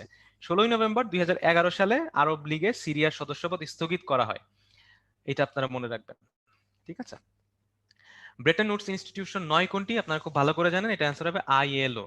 ব্রেটন উডস ইনস্টিটিউশন আপনারা জানেন যে এটা করা হয়েছিল ইউনাইটেড নেশনস এর ওই সেকেন্ড ওয়ার্ল্ড ওয়ারের পরে। সো আইবিআরডি, ডব্লিউটিও, আইএমএফ এরা সবাই Bretton Woods institution, so ILO না। এরপরে কোন দেশটিকে কয়টি দেশকে ইস্ট এশিয়ান মিরাকল বলা হয়? ইস্ট এশিয়ান মিরাকল অর্থাৎ ইস্ট এশিয়া, পূর্ব এশিয়ায়, এটার অ্যান্সার হবে 8টা। জাপানের সাথে আরো যে সুপার 7 কান্ট্রিজ আছে এদেরকে একসাথে বলা হয়। তো এটা মনে রাখবেন, সুপার 7 কারা? জাপান, আমি একটু এখানে লিখি, জাপান প্লাস হচ্ছে ওই আমরা যে টাইগার্স বললাম, 4 টাইগার্স কারা কারা আপনাদের মনে আছে? আমি একটু আগে বলেছি, সাথে থাকবে Thailand plus Malaysia plus Indonesia, ঠিক আছে? এটা একটু খেয়াল রাখবেন। নাম্বার 40, ডোমিনিয়ন রাষ্ট্র ধারণা প্রদান করে যুক্তরাজ্য, কারণ তাদের ইনফ্লুয়েন্স রাখার জন্য 1945 এর পরে, জাতিসংঘ প্রতিষ্ঠা হওয়ার পরে তারা কিন্তু এই ডোমিনিয়ন ধারণাটা ইয়া করছে। আপনারা জানেন যে ইংল্যান্ডের অর্থাৎ যুক্তরাজ্যের যিনি রানী, উনি কিন্তু অস্ট্রেলিয়া, নিউজিল্যান্ড এই দেশগুলোরও কিন্তু তিনি কিন্তু ওই ইয়া হিসেবে, হেড হিসেবে থাকেন। এই জন্যই কিন্তু হাই কমিশন বা ওইভাবে বলা হয়। হাই কমিশন অন্য কনসেপ্ট, বাট ওই ওদের কিন্তু এখনো এখানে বলা হয় যে তাদের স্টেট হেড হিসেবে কিন্তু রানীকেই কনসিডার করা হয়। 41, সার্বজনীন মানবাধিকার ঘোষণা কবে গৃহীত হয়? আচ্ছা, যারা হ্যান্ড রেজ করছেন, যদি পসিবল হয় আপনার কোয়েশ্চেনটা একটু চ্যাট বক্সে লিখে দেন, তাহলে আমাদের সময়টা একটু বাঁচবে। যদি একান্তই আপনার কথা বলার দরকার না হয়, তাহলে বলতে হয়, তখন আপনি কথা বলতে পারেন। বাট একটু চ্যাট বক্সে যদি কোয়েশ্চেনটা লেখেন, আমি I will read out and I will try to answer. ভাই আমরা কোনো কোশ্চেন নিতে হলে শেষে নিব, মাঝে হ্যাঁ, ক্লাসের মাঝে না, অনেকে ওই যে হ্যান্ড রেজ করছে, তো আমি বলতেছি তারা যদি কোয়েশ্চেনটা লিখে রাখে কিউএনডে তে, আমরা হয়তো তখন বলে দিব ওই সাথে, জি যদি ভাই, একদম প্রেসিং বলতেই হবে এরকম কিছু না হয়। জি ভাই। 41 নাম্বার, সার্বজনীন মানবাধিকার ঘোষণা, এটা কবে হয়েছিল? এটা 1948, একদম এক নামে মনে রাখবেন, এটা 1948। ঠিক আছে।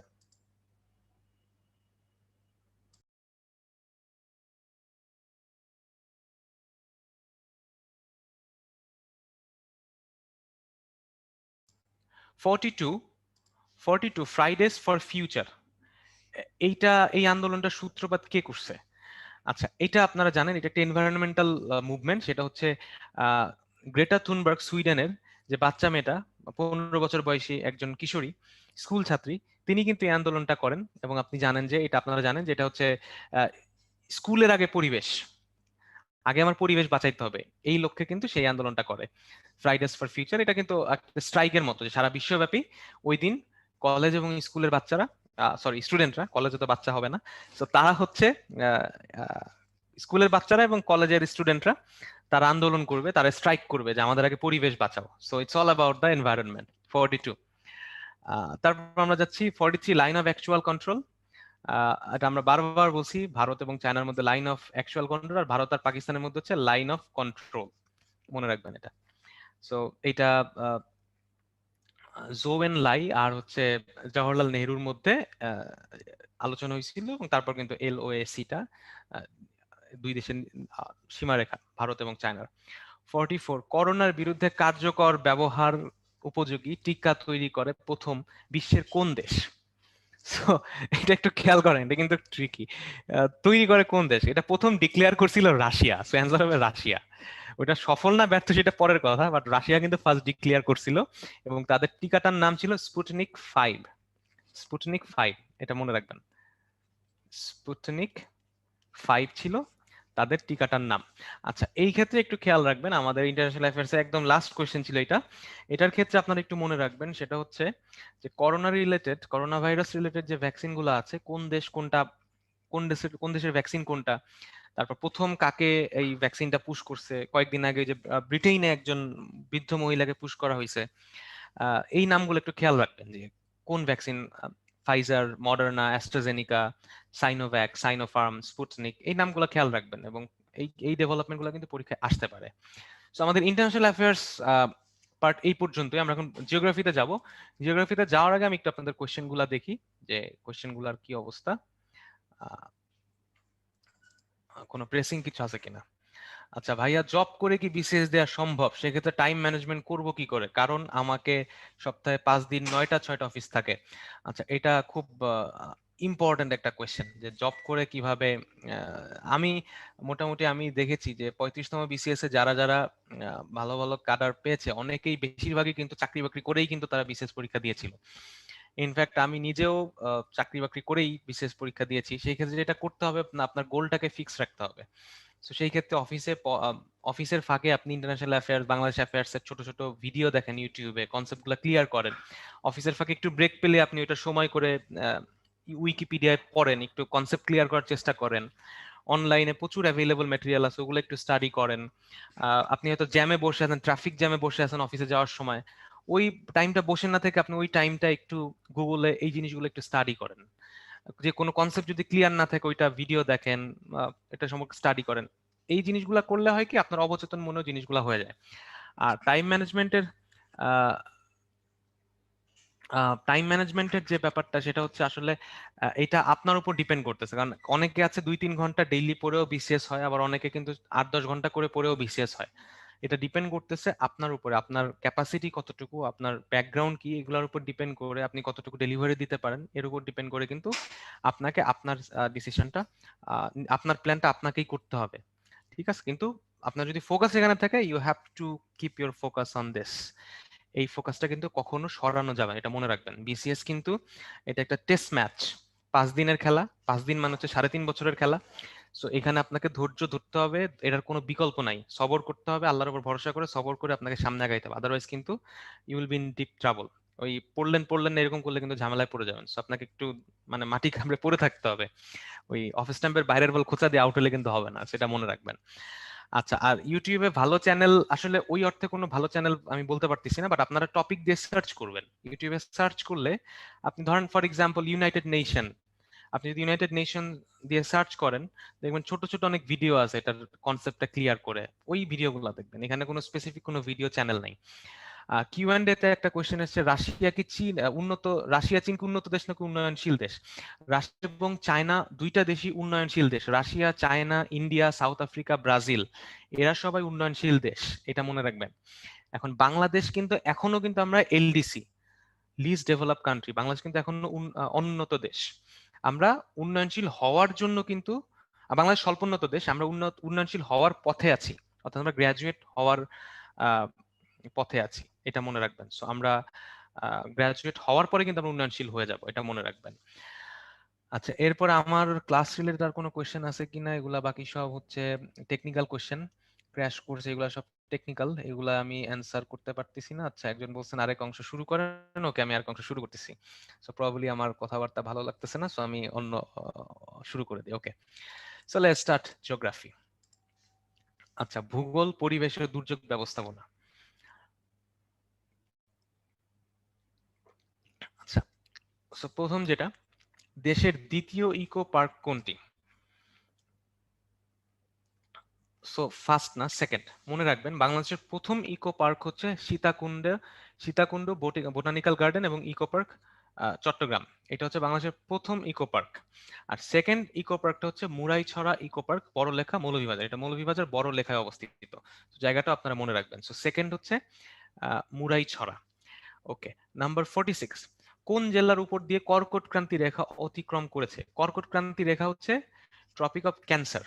ক্যান্সার মানে হচ্ছে, মানে ক্যান্সার তো ডেফিনেটলি রোগ, বাট ক্যান্সার কিন্তু জিওগ্রাফিতে কর্কট ক্রান্তি রেখা বোঝায়। আপনারা জানেন যে বাংলাদেশ উত্তর গোলার্ধে অবস্থিত একটি দেশ। এবং আমি যদি আবার একটু ম্যাপে যাই, তাহলে এই যে ম্যাপটা, এই আমাদের মোটামুটি বিষুব রেখাটা বা ইকুয়েটর যেটা, সেটা এই যে এইটা হচ্ছে এই যে রেখাটা আমি টানলাম। আচ্ছা, আমি স্ক্রিনটা ক্লিন করে দেই, তাহলে সুবিধা হবে অনেকের। আচ্ছা, আমি যদি স্ক্রিনের ঠিক মাঝামাঝি বরাবর, অর্থাৎ পৃথিবীকে যদি দুই ভাগে ভাগ করেন, ধরেন আপনার হাতে একটা চাকু আছে বা ছুরি আছে, আপনি এটা দিয়ে পৃথিবীর গ্লোবটাকে দুই ভাগ করলেন। এই দুই ভাগ করলে যে অবস্থাটা দাঁড়াবে, এই উপরের যে পার্টটা, এটাকে বলা হয় উত্তর গোলার্ধ বা নর্থ পোল, আপনারা জানেন, নর্দার্ন হেমিস্ফিয়ার। আর এটা নিচে যেটা, এটারে বলা হয় হচ্ছে দক্ষিণ, অর্থাৎ এই পার্টটা হচ্ছে সাউদার্ন, আর এই পার্টটা হচ্ছে নর্দার্ন। সো একটু খেয়াল করেন, এই এই লেখায় যে ইকুয়েটর বা এই বিষুব রেখা যেটা মাঝামাঝি দিকে যেটা গেছে, এইটার উপরে যারা, তারা সবাই উত্তর গোলার্ধে, যেমন বাংলাদেশ, ইন্ডিয়া, চায়না, পাকিস্তান, সৌদি আরব, আফ্রিকার বেশিরভাগ দেশ, আমেরিকা, ইউরোপ, রাশিয়া, এরা সবাই উত্তর গোলার্ধে। এবং অস্ট্রেলিয়া, ব্রাজিল, সাউথ আফ্রিকা, এরা দেখেন দক্ষিণ গোলার্ধে। এবং এই জন্য আপনারা জানেন যে যখন আমাদের উত্তর গোলার্ধে গরম, তখন কিন্তু দক্ষিণ গোলার্ধে শীত, এন্ড ভাইস ভার্সা। তো এই রেখাটা হচ্ছে 0 ডিগ্রি যদি আপনি ধরেন, এখান থেকে ঠিক উপরে 20 ডিগ্রি প্লাস একটা জায়গায় যে রেখাটা যাবে, সেই রেখাটাকে বলা হয় হচ্ছে কর্কট ক্রান্তি রেখা বা ট্রপিক অফ ক্যান্সার। এই রেখাটাকে বলা হয় কর্কট ক্রান্তি রেখা।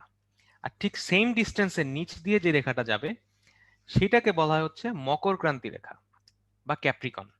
সো বাংলাদেশের উপর দিয়েও কিন্তু এই কর্কট ক্রান্তি রেখাটা গিয়েছে, এবং কর্কট ক্রান্তি রেখাটা বাংলাদেশের কিছু জেলার উপর দিয়ে গিয়েছে, সেটাই আপনাকে কোশ্চেনে জানতে চাওয়া হয়েছে।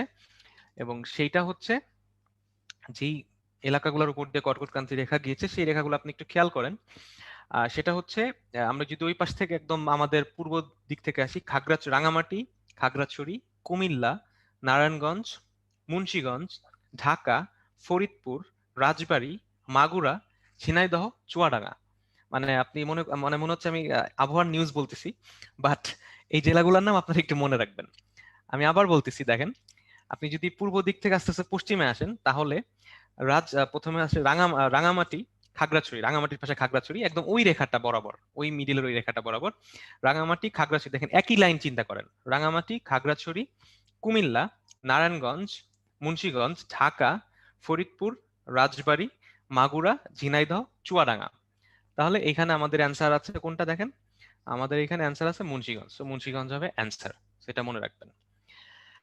সো 47, দানিউব নদীর পতিতস্থল কোথায়, অর্থাৎ এটা কোথায় যে পড়ছে। তো এটা অনেক লম্বা একটা নদী, ইউরোপের মধ্যে দিয়ে এঁকে বেঁকে ঘুরে ফিরে এসে এটা কৃষ্ণ সাগর বা ব্ল্যাক সিতে পড়েছে।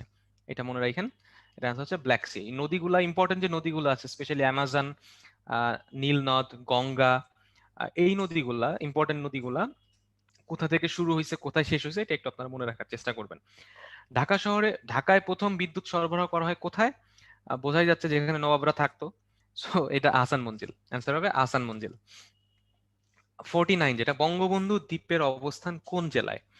তো এটার একটু ব্যাকগ্রাউন্ড আপনাদেরকে বলি। মংলা সমুদ্র বন্দর থেকে, আপনারা জানেন যে মংলা সমুদ্র বন্দর খুলনায়, সেখানে বন্দর থেকে 80 কিলোমিটার দক্ষিণে এবং সুন্দরবনের হিরন পয়েন্ট থেকে 15 কিলোমিটার ও দুবলার চর থেকে 25 কিলোমিটার দূরে অবস্থিত একটা দ্বীপ হচ্ছে বঙ্গবন্ধু দ্বীপ।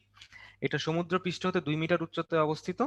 এটা প্রথম আবিষ্কার করা হয় 1992 সালে, তখন এটাকে এটা 92 সালে আবিষ্কার করা হয় এবং 2004 সালে বাগেরহাটের জেলে মালেক ফরাজি এই দ্বীপটার নাম করেন বঙ্গবন্ধু দ্বীপ। এটা হচ্ছে বাগেরহাট জেলায় অবস্থিত।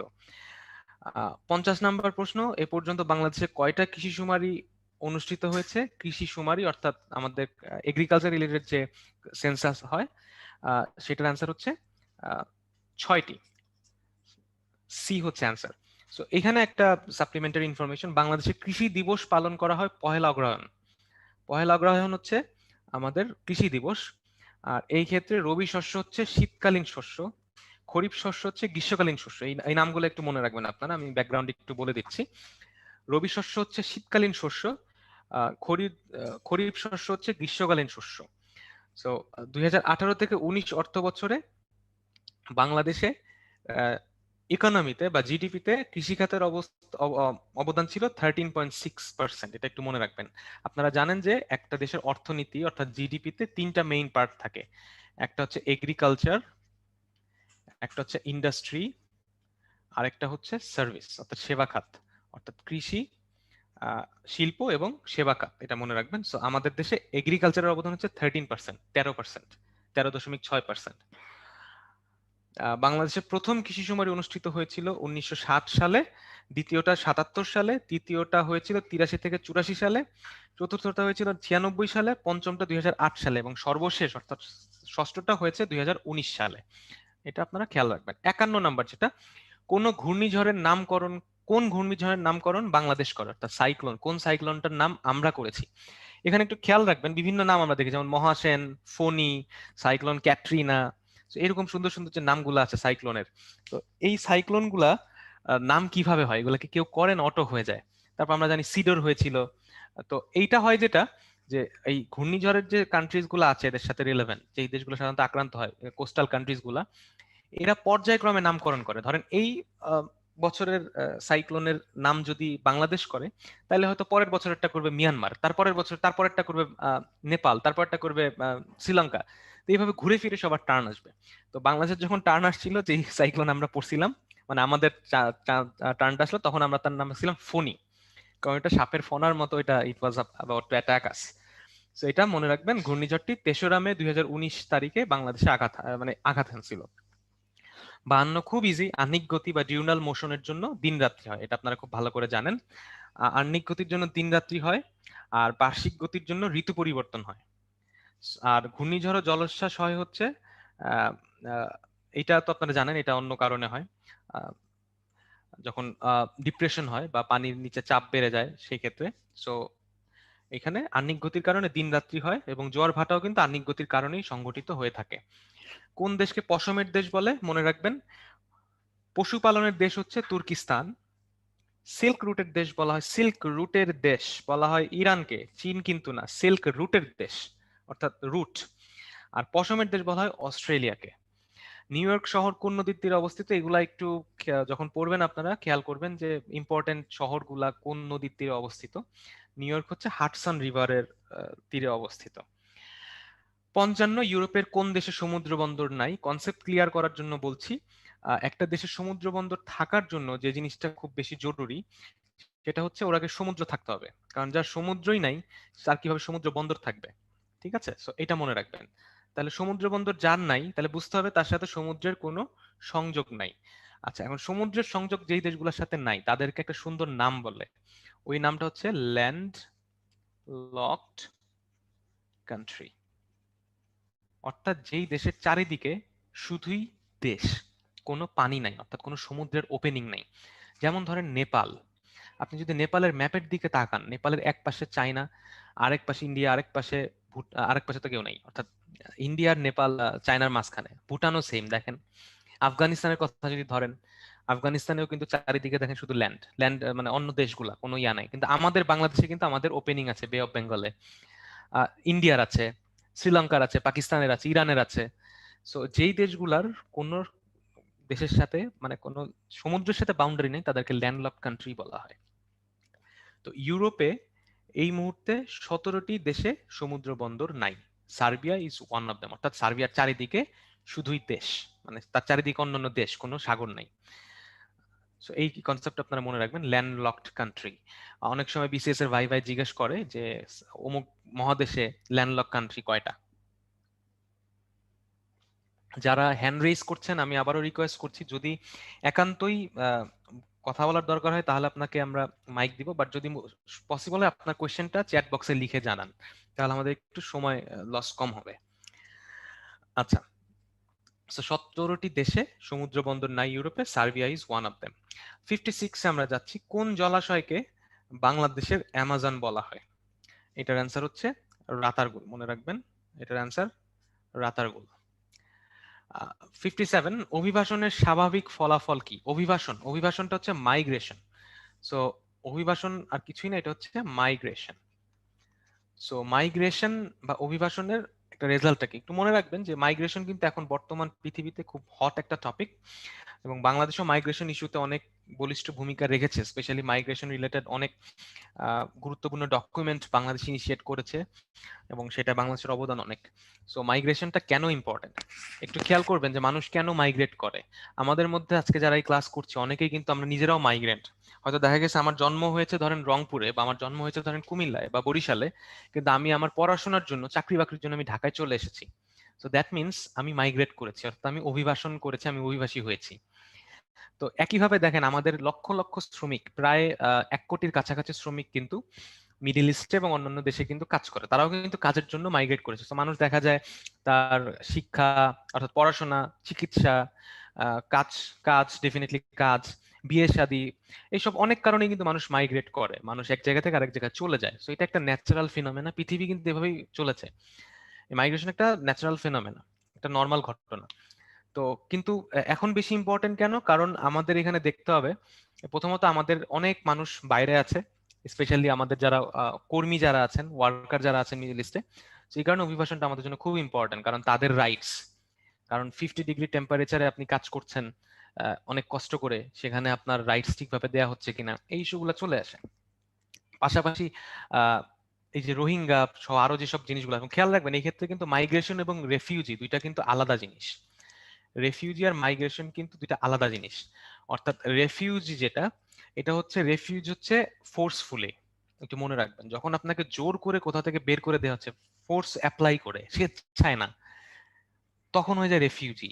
যেমন হচ্ছে রোহিঙ্গা বা সিরিয়ার যারা, এরা যারা আমরা দেখেছি যে ইউরোপে তারা যাচ্ছে, এরা হচ্ছে রেফিউজি। আর মাইগ্রেশন হচ্ছে স্বেচ্ছায় যাচ্ছে বিভিন্ন কারণে, পড়াশোনা, সামাজিক কারণ, অর্থনৈতিক কারণ, এসব কারণে যারা যায় তাদেরকে মাইগ্রেশন বলা হয়। আর রোহিঙ্গাদেরকে কিন্তু বাংলাদেশ সরকার রেফিউজি হিসেবে চিহ্নিত করে না, এটা একটু মনে রাখবেন। কারণ এটা অনেক সময় আপনাদের জেনে রাখা ভালো যে রোহিঙ্গাদেরকে কিন্তু আমরা রেফিউজি বলি না। কারণ রেফিউজি বললে অনেক ইন্টারন্যাশনাল অব্লিগেশন চলে আসে, যার ফলে স্পেশালি রেফিউজি কনভেনশন আছে, তো এটা নিয়ে আমরা এখন আজকে ডিসকাস করব না। বাট আমাদের এখানে প্রশ্ন যেটা ছিল, অভিবাসনের স্বাভাবিক ফলাফল কি? এটা হবে জনসংখ্যার বন্টন, অর্থাৎ মাইগ্রেশন হলে জনসংখ্যাটা ডিস্ট্রিবিউট হয়, যেখানে যেটা দরকার সেখানে সেটা চলে যায়। আচ্ছা, 58 number, global climate risk index 2020 অনুযায়ী 2018 সালে জলবায়ু ক্ষতি সবচেয়ে বেশি হয়েছে জাপানে। এটার অ্যান্সার হবে জাপান। 59 নাম্বার, যেটা কোন গভীরতায় ভূকম্পন সৃষ্টি হলে তাকে গভীর ভূমিকম্প বলা হয়? এটা মনে রাখবেন, ভূকম্পন কেন্দ্রের অবস্থানের গভীরতার ভিত্তিতে, অর্থাৎ এপিসেন্টার বা ভূমিকম্পের কেন্দ্র যেখানে এপিসেন্টার, সেইটার ডেপথের উপর ডিপেন্ড করে তিনটা ভাগে ভাগ করা হয়: অগভীর, মাঝারি ও গভীর। মনে রাখবেন, অগভীর, মাঝারি, গভীর। অগভীরটা হচ্ছে 60 কিলোমিটার। ওকে, অগভীর হচ্ছে 60 কিলোমিটার। 60 থেকে 300 হচ্ছে মাঝারি। তো এটা একটু খেয়াল রাখবেন, 60 কিলোমিটার হচ্ছে অগভীর, 60 কিলোমিটার কম যেগুলা, আর 60 থেকে 300 হচ্ছে মাঝারি, আর 300 প্লাস অর্থাৎ 300-র বেশি হইলে সেটা হবে গভীর। এই তিনটা সংখ্যা একটু মনে রাখবেন, 60, 300, 300। সো অ্যান্সার হবে আমাদের 300 থেকে বেশি, 300 প্লাস। 60, মহামারী কোন ধরনের আপদ? আপদ তো বুঝেন, হ্যাজার্ড, আপদ। মহামারী কোন ধরনের আপদ? একটু আমাকে বলেন তো মহামারী ইংলিশটা কি, একটু চ্যাট বক্সে লেখেন তো মহামারী ইংলিশটা।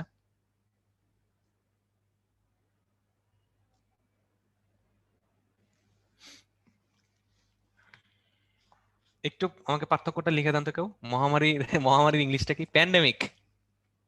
তাহলে এপিডেমিক কি?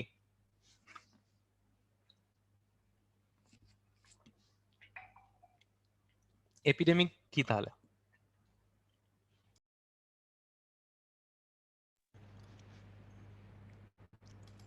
তাহলে এপিডেমিক, ওকে গ্রেট, একজন রাইট অ্যান্সার দিয়েছেন। আচ্ছা, আপনারা মনে রাখবেন এটা, এপিডেমিক হচ্ছে যে কোনো মহামারীর নাম হচ্ছে এপিডেমিক, যে কোনো মহামারী। সো যখন কোনো এলাকায় কোনো এরকম মহামারী ছড়ায়, অর্থাৎ ছোঁয়াচে রোগ ছড়িয়ে যায় ম্যাস স্কেলে, তখন সেটাকে এপিডেমিক বলা হয়। ঠিক আছে, যেমন ধরেন কোথাও কলেরা হলো, ওই কলেরা সবার হয়ে গেল, ওই এলাকার সবার, তার মানে ওটা ওই এলাকায় সীমাবদ্ধ। কিন্তু যখন এই এপিডেমিকটা বা এই মহামারীটা অনেক বড় স্কেলে বিভিন্ন দেশে বিভিন্ন জায়গায় ছড়িয়ে পড়ে, তখন সেটাকে বলা হয় প্যান্ডেমিক। যেমন যখন করোনা ভাইরাসটা শুরু হয়, কোভিড-19, তখন কিন্তু উহানে যখন শুরু হয়েছিল তখন ওটা এপিডেমিক ছিল, কারণ শুধু উহানেই হয়েছে, ওইটা উহানের মধ্যেই মহামারীটা হয়েছে, উহানের বাইরে যায়নি। কিন্তু যখন এটা আস্তে আস্তে সারা পৃথিবীর সব জায়গায় ছড়ানো শুরু করলো, তখন ওইটার নাম হয়ে গেল প্যান্ডেমিক। মনে রাখবেন এটা, এই পার্থক্যটা মনে রাখবেন। বাংলাতে মহামারী দিয়ে দুইটাকে বোঝানো হয়, বাট এপিডেমিক আর প্যান্ডেমিকের মধ্যে ডিফারেন্স হচ্ছে এই জায়গায়। So, এখানে কোয়েশ্চেনটা হচ্ছে মহামারী কোন ধরনের আপদ, এবং আপদ জিনিসটা কি, হ্যাজার্ড যেটা। আপদ নিয়ে আপনাদেরকে এই ফাঁকে একটা ছোট্ট গল্প বলে দেই। এটা ঈশ্বরচন্দ্র বিদ্যাসাগরকে বলা হয় যে উনি এই গল্পটার সাথে জড়িত ছিল। তো ওনাকে একদিন একবার এক ব্রিটিশ এক ভদ্রলোক, মানে ব্রিটিশ একজন অফিসার জিজ্ঞেস করছিল যে ঈশ্বরচন্দ্র, আপনাকে তো সবাই বিদ্যাসাগর বলে, তো আপনি তো বাংলা সম্পর্কে অনেক ভালো জানেন, আপনাকে বিদ্যাসাগর বলে, কেন আপনাকে বিদ্যাসাগর বলা হয়? আপনি আমাকে একটু বলতে পারবেন বিপদ আর আপদের মধ্যে পার্থক্য কি? সো ঈশ্বরচন্দ্রকে জিজ্ঞেস করলো উনি, বিপদ আর আপদের মধ্যে পার্থক্য কি, আপনি যদি বিদ্যাসাগর হয়ে থাকেন এটা অ্যান্সার দেন। তখন ঈশ্বরচন্দ্র খুব সুন্দর একটা অ্যান্সার দিছে। উনি অ্যান্সারটা দিছিল যে ধরেন আমি ইন্ডিয়া থেকে ইংল্যান্ড যাচ্ছি জাহাজে করে, তখন তো ওই সময় তো জাহাজে যেতে হইতো। তো যাওয়ার পথে সমুদ্রে ঝড় উঠলো। এই যে ঝড়টা উঠলো, এই ঝড়টা হচ্ছে আমার জন্য বিপদ, এটা হচ্ছে বিপদ। আর আপদ হচ্ছে আমি একজন বাঙালি, তুমি ব্রিটিশ হয়ে আমাকে বাংলা ব্যাকরণ নিয়ে প্রশ্ন জিজ্ঞেস করতেছো, বাংলা ব্যাকরণের জ্ঞান জাজ করতেছো, তুমি আমার কাছে একটা আপদ। তো এরকম উনি একটা অ্যান্সার দিছিলেন। বাট যাই হোক, জোকস অ্যাপার্ট, সো এখানে মহামারী কোন ধরনের আপদ, হ্যাজার্ড যেটা বলি আমরা সেখানে, সেটা হচ্ছে এখানে দেখেন চারটা অপশন আছে: জৈবনিক অর্থাৎ অর্গানিক, প্রযুক্তিগত, পরিবেশিক আর মনুষ্য সৃষ্ট। এটা অ্যান্সার হবে জৈবনিক বা অর্গানিক যেটা। সো নর্মালি আপদকে আমরা 5টা ভাগে ভাগ করি, একটু ভালো করে একটা খেয়াল আপনারা নোট রাখবেন এটা। আমরা আপদকে 5টা ভাগে ভাগ করি। প্রাকৃতিক আপদ হচ্ছে বন্যা, ঘূর্ণিঝড়, খরা, এগুলা মানে যে কোনো টাইপের দুর্যোগগুলা। পরিবেশিক যেটা এনভায়রনমেন্টাল, সেটা হচ্ছে পরিবেশ বিপর্যয়, পরিবেশ দূষণ, জলবায়ু পরিবর্তন। জৈবনিক হচ্ছে স্বাস্থ্য ঝুঁকি, মহামারী, খাদ্যে বিষক্রিয়া, এগুলা। সো একটু খেয়াল রাখবেন। অর্থাৎ জৈবনিক এটা। আর প্রযুক্তিগত তো জানেন, পারমাণবিক বিস্ফোরণ, রাসায়নিক বিস্ফোরণ। আর মানব সৃষ্ট খুব ভালো করেই বোঝা যাচ্ছে, যুদ্ধ, বিগ্রহ, অবকাঠামোগত বিপর্যয়, এই জিনিসগুলো হচ্ছে আমাদের আহ মনুষ্য সৃষ্ট আপদ। অর্থাৎ তাহলে 5টা টাইপের আপদ। একটা হচ্ছে প্রাকৃতিক, 2 হচ্ছে পরিবেশিক, 3 হচ্ছে জৈবনিক, 4 হচ্ছে প্রযুক্তিগত, 5 হচ্ছে মনুষ্য সৃষ্ট। 61 নাম্বার প্রশ্ন, বজ্রপাতে মৃত্যুর সংখ্যা হ্রাসকল্পে কোন গাছের চারা অধিক হারে রোপণ করা হচ্ছে? এটা মনে রাখেন, এটা অ্যান্সার হবে তাল গাছ। তাল গাছ এক পায়ে দাঁড়িয়ে, যেটা তাল গাছ হেল্পফুল গাছ। এন্ড লাস্ট ওয়ান আজকের আমাদের এই জিওগ্রাফির last question, but not the least. আচ্ছা, কেউ আমার একটু বলবেন এই last but not the least এটা আমরা কেন বলি, কখন বলি? একটু লিখবেন চ্যাট বক্সে, যেহেতু আমরা আমাদের বেশ কিছু টাইম আছে, আমরা অনেকক্ষণ কথা বলতে পারবো। আচ্ছা, একজন লিখছেন ফালতু কথা বাদ দিয়ে পড়ান। Okay, so everything is important, ঠিক আছে। ওকে, একটু বলেন তো, last but not the least এটা মানেটা কি? শেষ বাট কম গুরুত্বপূর্ণ নয়। Exactly, exactly. তার মানে হচ্ছে ধরেন একটা মানুষকে, হ্যাঁ exactly, last but not the least মানে হচ্ছে যে আপনি একটা জিনিস করলেন, একটা কথা বললেন, লাস্টে, আমরা সাধারণত লাস্টে যে আসে মনে করি লাস্টে আসছে সে হয়তো ভালো না বা খারাপ, এই টাইপের কিছু একটা। বাট ব্যাপারটা মোটেও সেরকম না। তো সবাই সমান গুরুত্বপূর্ণ বা তারও গুরুত্ব আছে, এটাকে বোঝানোর জন্যই বলা হয় last but not the least. এটা খেয়াল রাখবেন।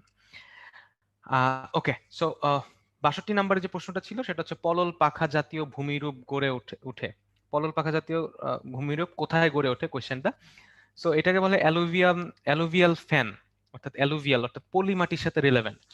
সো সাধারণত যেটা হয়, পাহাড় বা পর্বতের পাদদেশ ধরে সমভূমির দিকে যে নদীগুলা প্রবাহিত হয়, এই নদী দিয়ে প্রবাহিত প্রস্তরখণ্ড, পাথর, নুড়ি, বালি, এগুলা জমা হয়ে হাত পাখা আকৃতির ভূমিরূপ তৈরি হয়। অর্থাৎ ফ্যান টাইপের, হাত পাখা যেগুলো আছে সেই টাইপের। এই জন্য এটাকে বলা হয় অ্যালুভিয়াল ফ্যান বা পলল পাখা। হিমালয়ের পাদদেশে অনেক এরকম পলল পাখা দেখা যায়। সো এটার অ্যান্সার হবে পাহাড়ের পাদদেশে। সো আমাদের এই হচ্ছে লাস্ট কোয়েশ্চেনটা ছিল। সো মোটামুটি ইন্টারন্যাশনাল রিলেশনস আর জিওগ্রাফির পয়েন্টগুলো নিয়ে আমি চেষ্টা করেছি আপনাদেরকে একটু প্রত্যেকটা কোয়েশ্চেন ডিসকাস করতে, অ্যান্সার দিতে এবং আর সাথে আরো অনেক কিছু নিয়ে আসতে। তো আপনাদের যা যা কোয়েশ্চেন আছে একটু চ্যাট বক্সে প্লিজ লেখেন, কিউ&এ তে লেখেন, কারণ কোয়েশ্চেন নিতে গেলে অনেক টাইম লেগে যায়, কথা বলতে গেলে অনেক টাইম লস হয়। আপনারা একটু লেখেন। আমি এই ফাঁকে একটা কোয়েশ্চেন আমি দেখেছি, আমার কাছে মনে হয়েছে এই কোয়েশ্চেনটা অ্যান্সার দেওয়া খুব জরুরি। সো একজন বলছেন যে আমেরিকা উন্নত দেশ, কিন্তু আমেরিকার চীন উন্নয়নশীল দেশ। কিন্তু হ্যাঁ, এখানে আব্দুর রহমান আপনি লিখেছেন, আমি আপনার প্রশ্নটাই পড়ছি, চীন এত উন্নয়ন করছে এবং পুরো বিশ্ব চীনের উপর অনেকটা ডিপেন্ডেন্ট।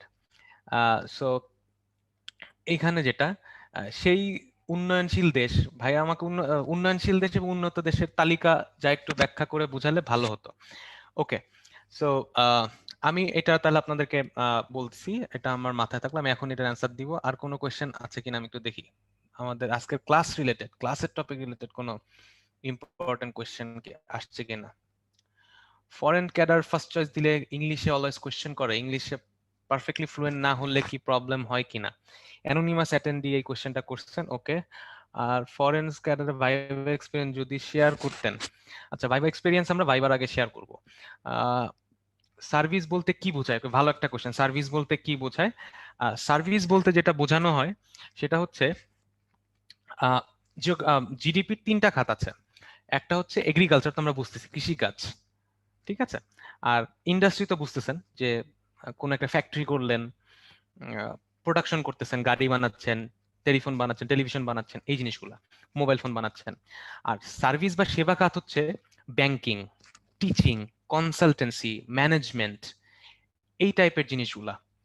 এই টাইপের জিনিসগুলো হচ্ছে সেবা খাত। যেমন আমাদের দেখছেন যে ব্যাংক কিন্তু অনেক বেড়েছে, ব্যাংকিং খাত বেড়েছে। সো টিচিং, ম্যানেজমেন্ট, কনসালটেন্সি, এই জিনিসগুলো হচ্ছে সেবা খাত, ঠিক আছে। এটা একটু খেয়াল রাখবেন। ওকে, আচ্ছা, এখন তাহলে দেখেন এই যে আমাদের পদ্মা ব্রিজ হচ্ছে, এইটা তাহলে জিডিপিতে কোন ক্ষেত্রে, কোন সেক্টরে যাবে? ইন্ডাস্ট্রি, সার্ভিস, নাকি ইয়াতে যাবে, ম্যানুফ্যাকচারিং এ যাবে। সো আপনারা চিন্তা করেন, সো এইভাবে চিন্তা করবেন যে ওইটা কোন দিকে ইনভলভমেন্টটা ফল, সেটা হচ্ছে সেবা খাত। আশা করি আপনি উত্তরটা পেয়েছেন। আচ্ছা, এইখানে আরেকজন কোশ্চেন করেছিলেন ফরেন ক্যাডার ভাইবা, মানে ফার্স্ট চয়েস দিলে কি ইংলিশে অলওয়েজ কোশ্চেন করে কিনা। মোটামুটি 99% শিওর থাকেন যে আপনি যদি ফরেন ক্যাডার ফার্স্ট চয়েস দেন এবং বিসিএস এর ভাইবা ফেস করতে চান, মানে 99% শিওর থাকেন আপনাকে ইংলিশে কোশ্চেন করবে, এটা কোনো ভুল নাই। আচ্ছা, second part of your question, anonymous attendee, ইংলিশে পারফেক্টলি ফ্লুয়েন্ট না হলে কি প্রবলেম হয়? আচ্ছা, ইংলিশে পারফেক্টলি ফ্লুয়েন্ট হইলে না হইলে কোনো প্রবলেম নেই, ঠিক আছে। ইংলিশে আপনাকে একদম পুরাপুরি একদম আমেরিকান অ্যাকসেন্টে খুব ফ্লুয়েন্টলি কথা বলতে হবে, এটার কিন্তু জরুরি না। Rather what is expected is you speak proper English. আপনি আস্তে আস্তেই বলেন, ধীরে ধীরেই বলেন, কিন্তু আপনার ইংলিশটা যেন মানে শুদ্ধ হয়, প্রেজেন্টেবল ইংলিশ হয়। ইন্ডিয়ানরা যেভাবে ইংলিশ বলে ওটা তো আসলে মানে ইংলিশ হয় না, বাট ওরা বলতেছে।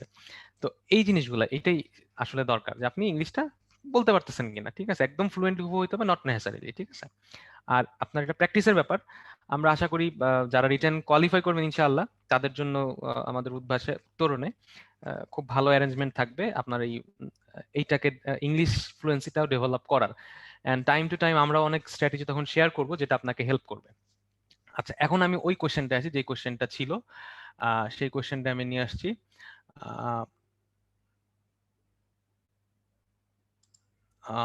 ভাই কিপ করতে হবে, কিপ। হ্যাঁ হ্যাঁ, আমি আমি আমি আমি কিপ করছি, সমস্যা নাই। আচ্ছা, এইখানে আমি জাস্ট ওই একটা জিনিস একটু ইয়া করবো, সেটা হচ্ছে ওই একজন একটু জিজ্ঞাসা করেছিলেন যে ইউএসএ ডেভেলপড কান্ট্রি, চায়না হচ্ছে ডেভেলপিং বা উন্নয়নশীল, তাহলে কিভাবে পাত্তা দেয়? আসলে ব্যাপারটা জিনিসটা হয়েছে কি, এই কনসেপ্ট দুইটা আপনাকে একটু খেয়াল করতে হবে। একটা হচ্ছে ইউএন এর কনসেপ্ট, আমি একটু লিখছি, এটা আপনারা একটু খেয়াল করেন। আর একটা হচ্ছে ওয়ার্ল্ড ব্যাংকের কনসেপ্ট। সো ওয়ার্ল্ড ব্যাংক যে লোন দেয় বিভিন্ন দেশকে, এই লোন দেওয়ার ক্রাইটেরিয়ার উপর বেস করে ওয়ার্ল্ড ব্যাংক কিন্তু তাদের এই দেশসমূহকে টোটাল 4টা ভাগে ভাগ করছে। এদের মধ্যে লো ইনকাম, একদম লোয়েস্ট, লোয়ার মিডল ইনকাম, এই কনসেপ্টটা আপনাদের রিটেন এবং ভাইভায় খুব বেশি কাজে লাগবে। বাট প্রিলির জন্য এই কনসেপ্টটা আপনার ক্লিয়ার থাকলে আপনার অনেক কিছু মনে রাখতে সুবিধা হবে। আর হচ্ছে high income.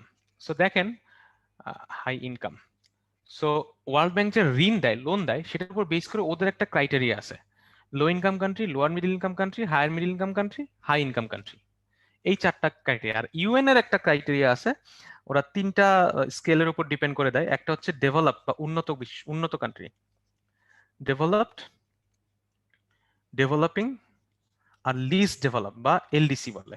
List develop country, আমি পুরাটা লিখলাম না, লিস্ট ডেভেলপ মানে স্বল্পোন্নত দেশ, একটু খেয়াল রাখবেন। এখন এটা হচ্ছে ইউএন এর ক্রাইটেরিয়া। এটা হওয়ার জন্য কিছু ক্রাইটেরিয়া থাকে, ওরা দেখে হচ্ছে আপনার পার ক্যাপিটা ইনকাম কত, আপনার ইকোনমিক, ওরা 3টা ক্যাটাগরির উপর বেস করে এই এই র্যাঙ্কিংটা করে। একটা হচ্ছে পার ক্যাপিটা ইনকাম, 2 নাম্বার হচ্ছে হিউম্যান অ্যাসেট ইন্ডেক্স, 3 নাম্বার হচ্ছে ইকোনমিক ভালনারেবিলিটি ইন্ডেক্স। এই 3টার উপর বেস করে ওদের একটা ইকুয়েশন আছে, ওইটা ওই ফর্মুলা খাতায় ওরা ভাগ করে বিভিন্ন ক্রাইটেরিয়ায়। তো প্রথমত হচ্ছে আপনার পার ক্যাপিটা ইনকাম, অর্থাৎ পার পার্সন ইনকাম কত, বছরে তার জিডিপি কত, ওইটা দেখে। সেকেন্ডে দেখে তার জনসংখ্যা, হিউম্যান অ্যাসেট, অর্থাৎ শিক্ষিত কতজন, নারী শিক্ষার হার কত,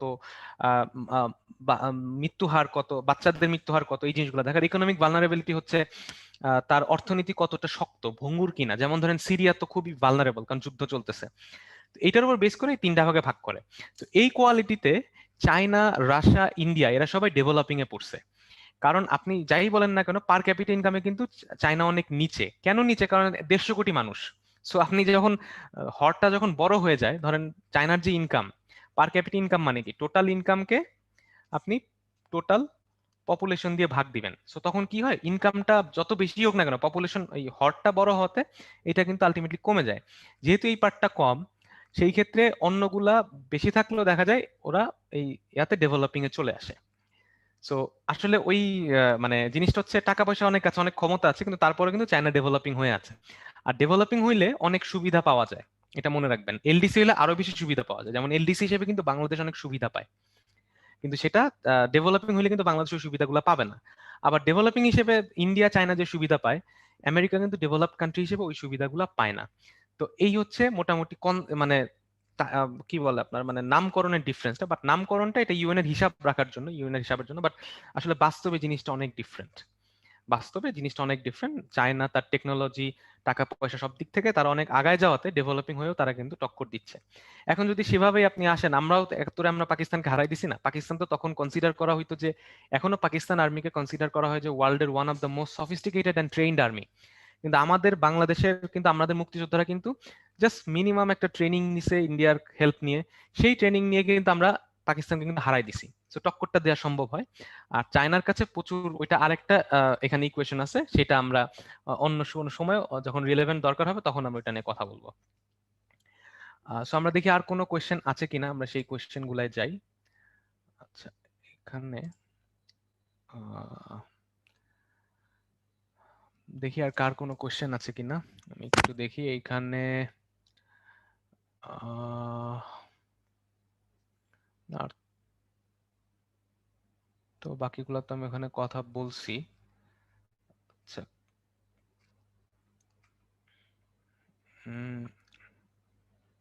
ভাইয়া কিউএনএ তে অনেকগুলো কোশ্চেন আছে, আপনি যদি হ্যাঁ চান তাহলে আমি এটা ওইটাই একটু- দেখতেছি। আচ্ছা, প্রিলিতে কত পেলে হাইলি ডিমান্ডেড ক্যাডার গুলো পাওয়া যেতে পারে? ভাই প্রিলির মার্কস যোগ হয় না, প্রিলির মার্ক যোগ হয় না। সো প্রিলিমিনারি হচ্ছে জাস্ট আপনার ফার্স্ট অ্যাসেসমেন্ট। আপনাকে ওই 5 লাখ মানুষ থেকে 10,000 মানুষকে আলাদা করার জন্য একটা পরীক্ষাই হচ্ছে প্রিলিমিনারি এক্সাম। সো এটা মনে রাখবেন।